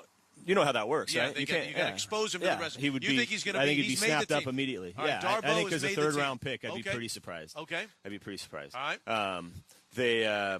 I mean, the running back spot is, to me, still really interesting. It was interesting. One thing I don't even know if I mentioned, but that Carroll mentioned that was interesting was Alex Collins. He said was the only running back available at the end of that game. That's why he got all those carries, because everybody else was in some unavailability to play health-wise. So that was kind of interesting because I think Collins has shown that ability to kind of be available all the time. So maybe he's a little bit more in it than I have thought in that regard. I think maybe they trust him a little bit more that way, but he did have the fumble as well. But I just think that all those running back spots are those last few running back spots are real interesting, and then still the receiving spots as well. I think Kason Williams is really close to being just about a lock, but I think he could, just the way that's going to shake out, and they do have to think a lot about who they think would make it through waivers to get on the practice squad. That's why I think Darboh isn't really in So in who huge would you danger. name? Alex Collins, in particular, has to have a good game. Yeah, I think Chris Carson has put Alex Collins' roster spot in jeopardy. Yeah, for sure. Yeah, I think Collins has to keep. But I just think I sort of came out of that game thinking he's got no shot at all. But now I think he's maybe still has a little bit of a shot to end up on it, just because if he can show that reliability. All right, Greg, name a guy that you think has to play and play well on Thursday night. Well, Bob mentioned the wide receivers. Tanner McAvoy was on this team last year, and there were good numbers Russell Wilson threw to him. Do you agree, by the way, with him that Darboh is on the team? Yes, absolutely. He's one of the 5 or 6. And I'll tell you another reason why. Okay. I don't remember us naming him yesterday. An NFL scouting department and general manager does not want to admit that their third-round pick is a failure 2 months into the season. They don't want that's an abject failure of their entire process to not even get him on the team to see what he can do through in a season. So, although he hasn't shown much out here, he's going to be on the team. Okay. But Tanner McAvoy, Kason Williams is emergent, and I think Williams is on the team because, like I said yesterday, Pete Carroll rewards performance in games, and Kason Williams has done nothing but perform. But then at whose expense? Tanner McAvoy, perhaps his expense, and what he did out of nowhere as an undrafted free agent. That his spot on the team may be tenuous because they can't keep everybody. They can't keep 6 wide receivers and 5 or 6 running backs and 4 tight ends. And it comes down to special teams. And that's why Kason Williams' big play on kickoff was a big play to him after the game. He said, you know what? He told me after the game, more than the touchdown and the big catches, that tackle was important. Is what coaches notice. So those are the things that Tanner McAvoys of the world, David Moore, a rookie 7th-round pick, a wide receiver, those guys have to make plays beyond just catches because they're not going to get many targets from Russell Wilson. So Amara Darboh's on the team, and you think Kason Williams on the team. I do. I think you think that Doug Baldwin, Tyler Lockett, pretty sure, and Paul Richardson are on the team. That's 5. That's right.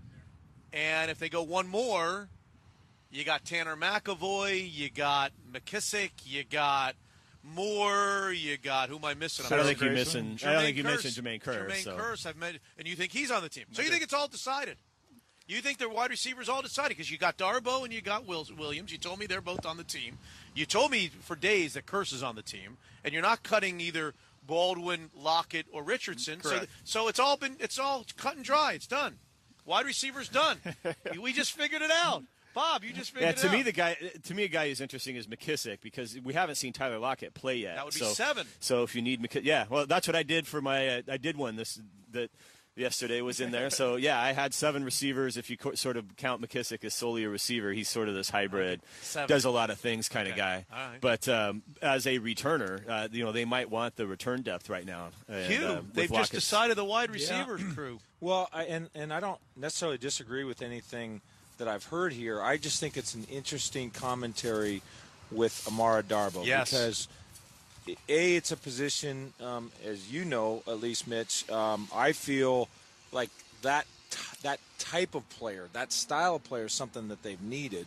He comes out of Michigan, a pro-style system, and they were able to see him catch some really big catches, a fourth down in overtime against Ohio State, against a first-round draft pick corner in man-to-man coverage comes to mind. And so the guy comes in, for what it's worth. My dad went to Michigan. I had a lot of reasons to really be excited about this guy, but the reality is if I go down the list and say who has been the least conspicuous receiver, I could almost say this guy's made fewer plays than anybody on the whole damn roster.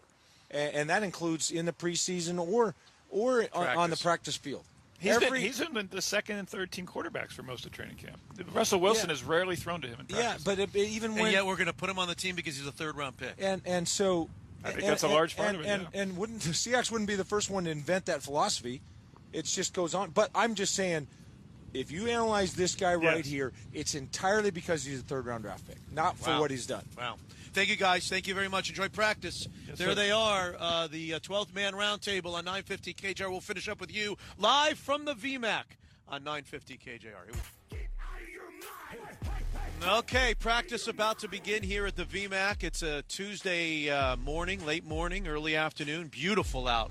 I mean, I would think that this is absolutely perfect football practice conditions. We thank Hugh Breedlove Millen. We thank Jackson Feltz. We thank Dick Fain for all the help today on the Tuesday morning edition. Don't forget, another chance to win your 50-yard line seats to the Cardinals-Seahawks game on New Year's Eve is coming tomorrow. We'll be back here. You and I will be back here bright and early at 6 a.m. sharp as we count you down to kickoff of the all-important preseason game number 3 on Friday night at 5 p.m. against the Kansas City Chiefs. Chuck and Puck next.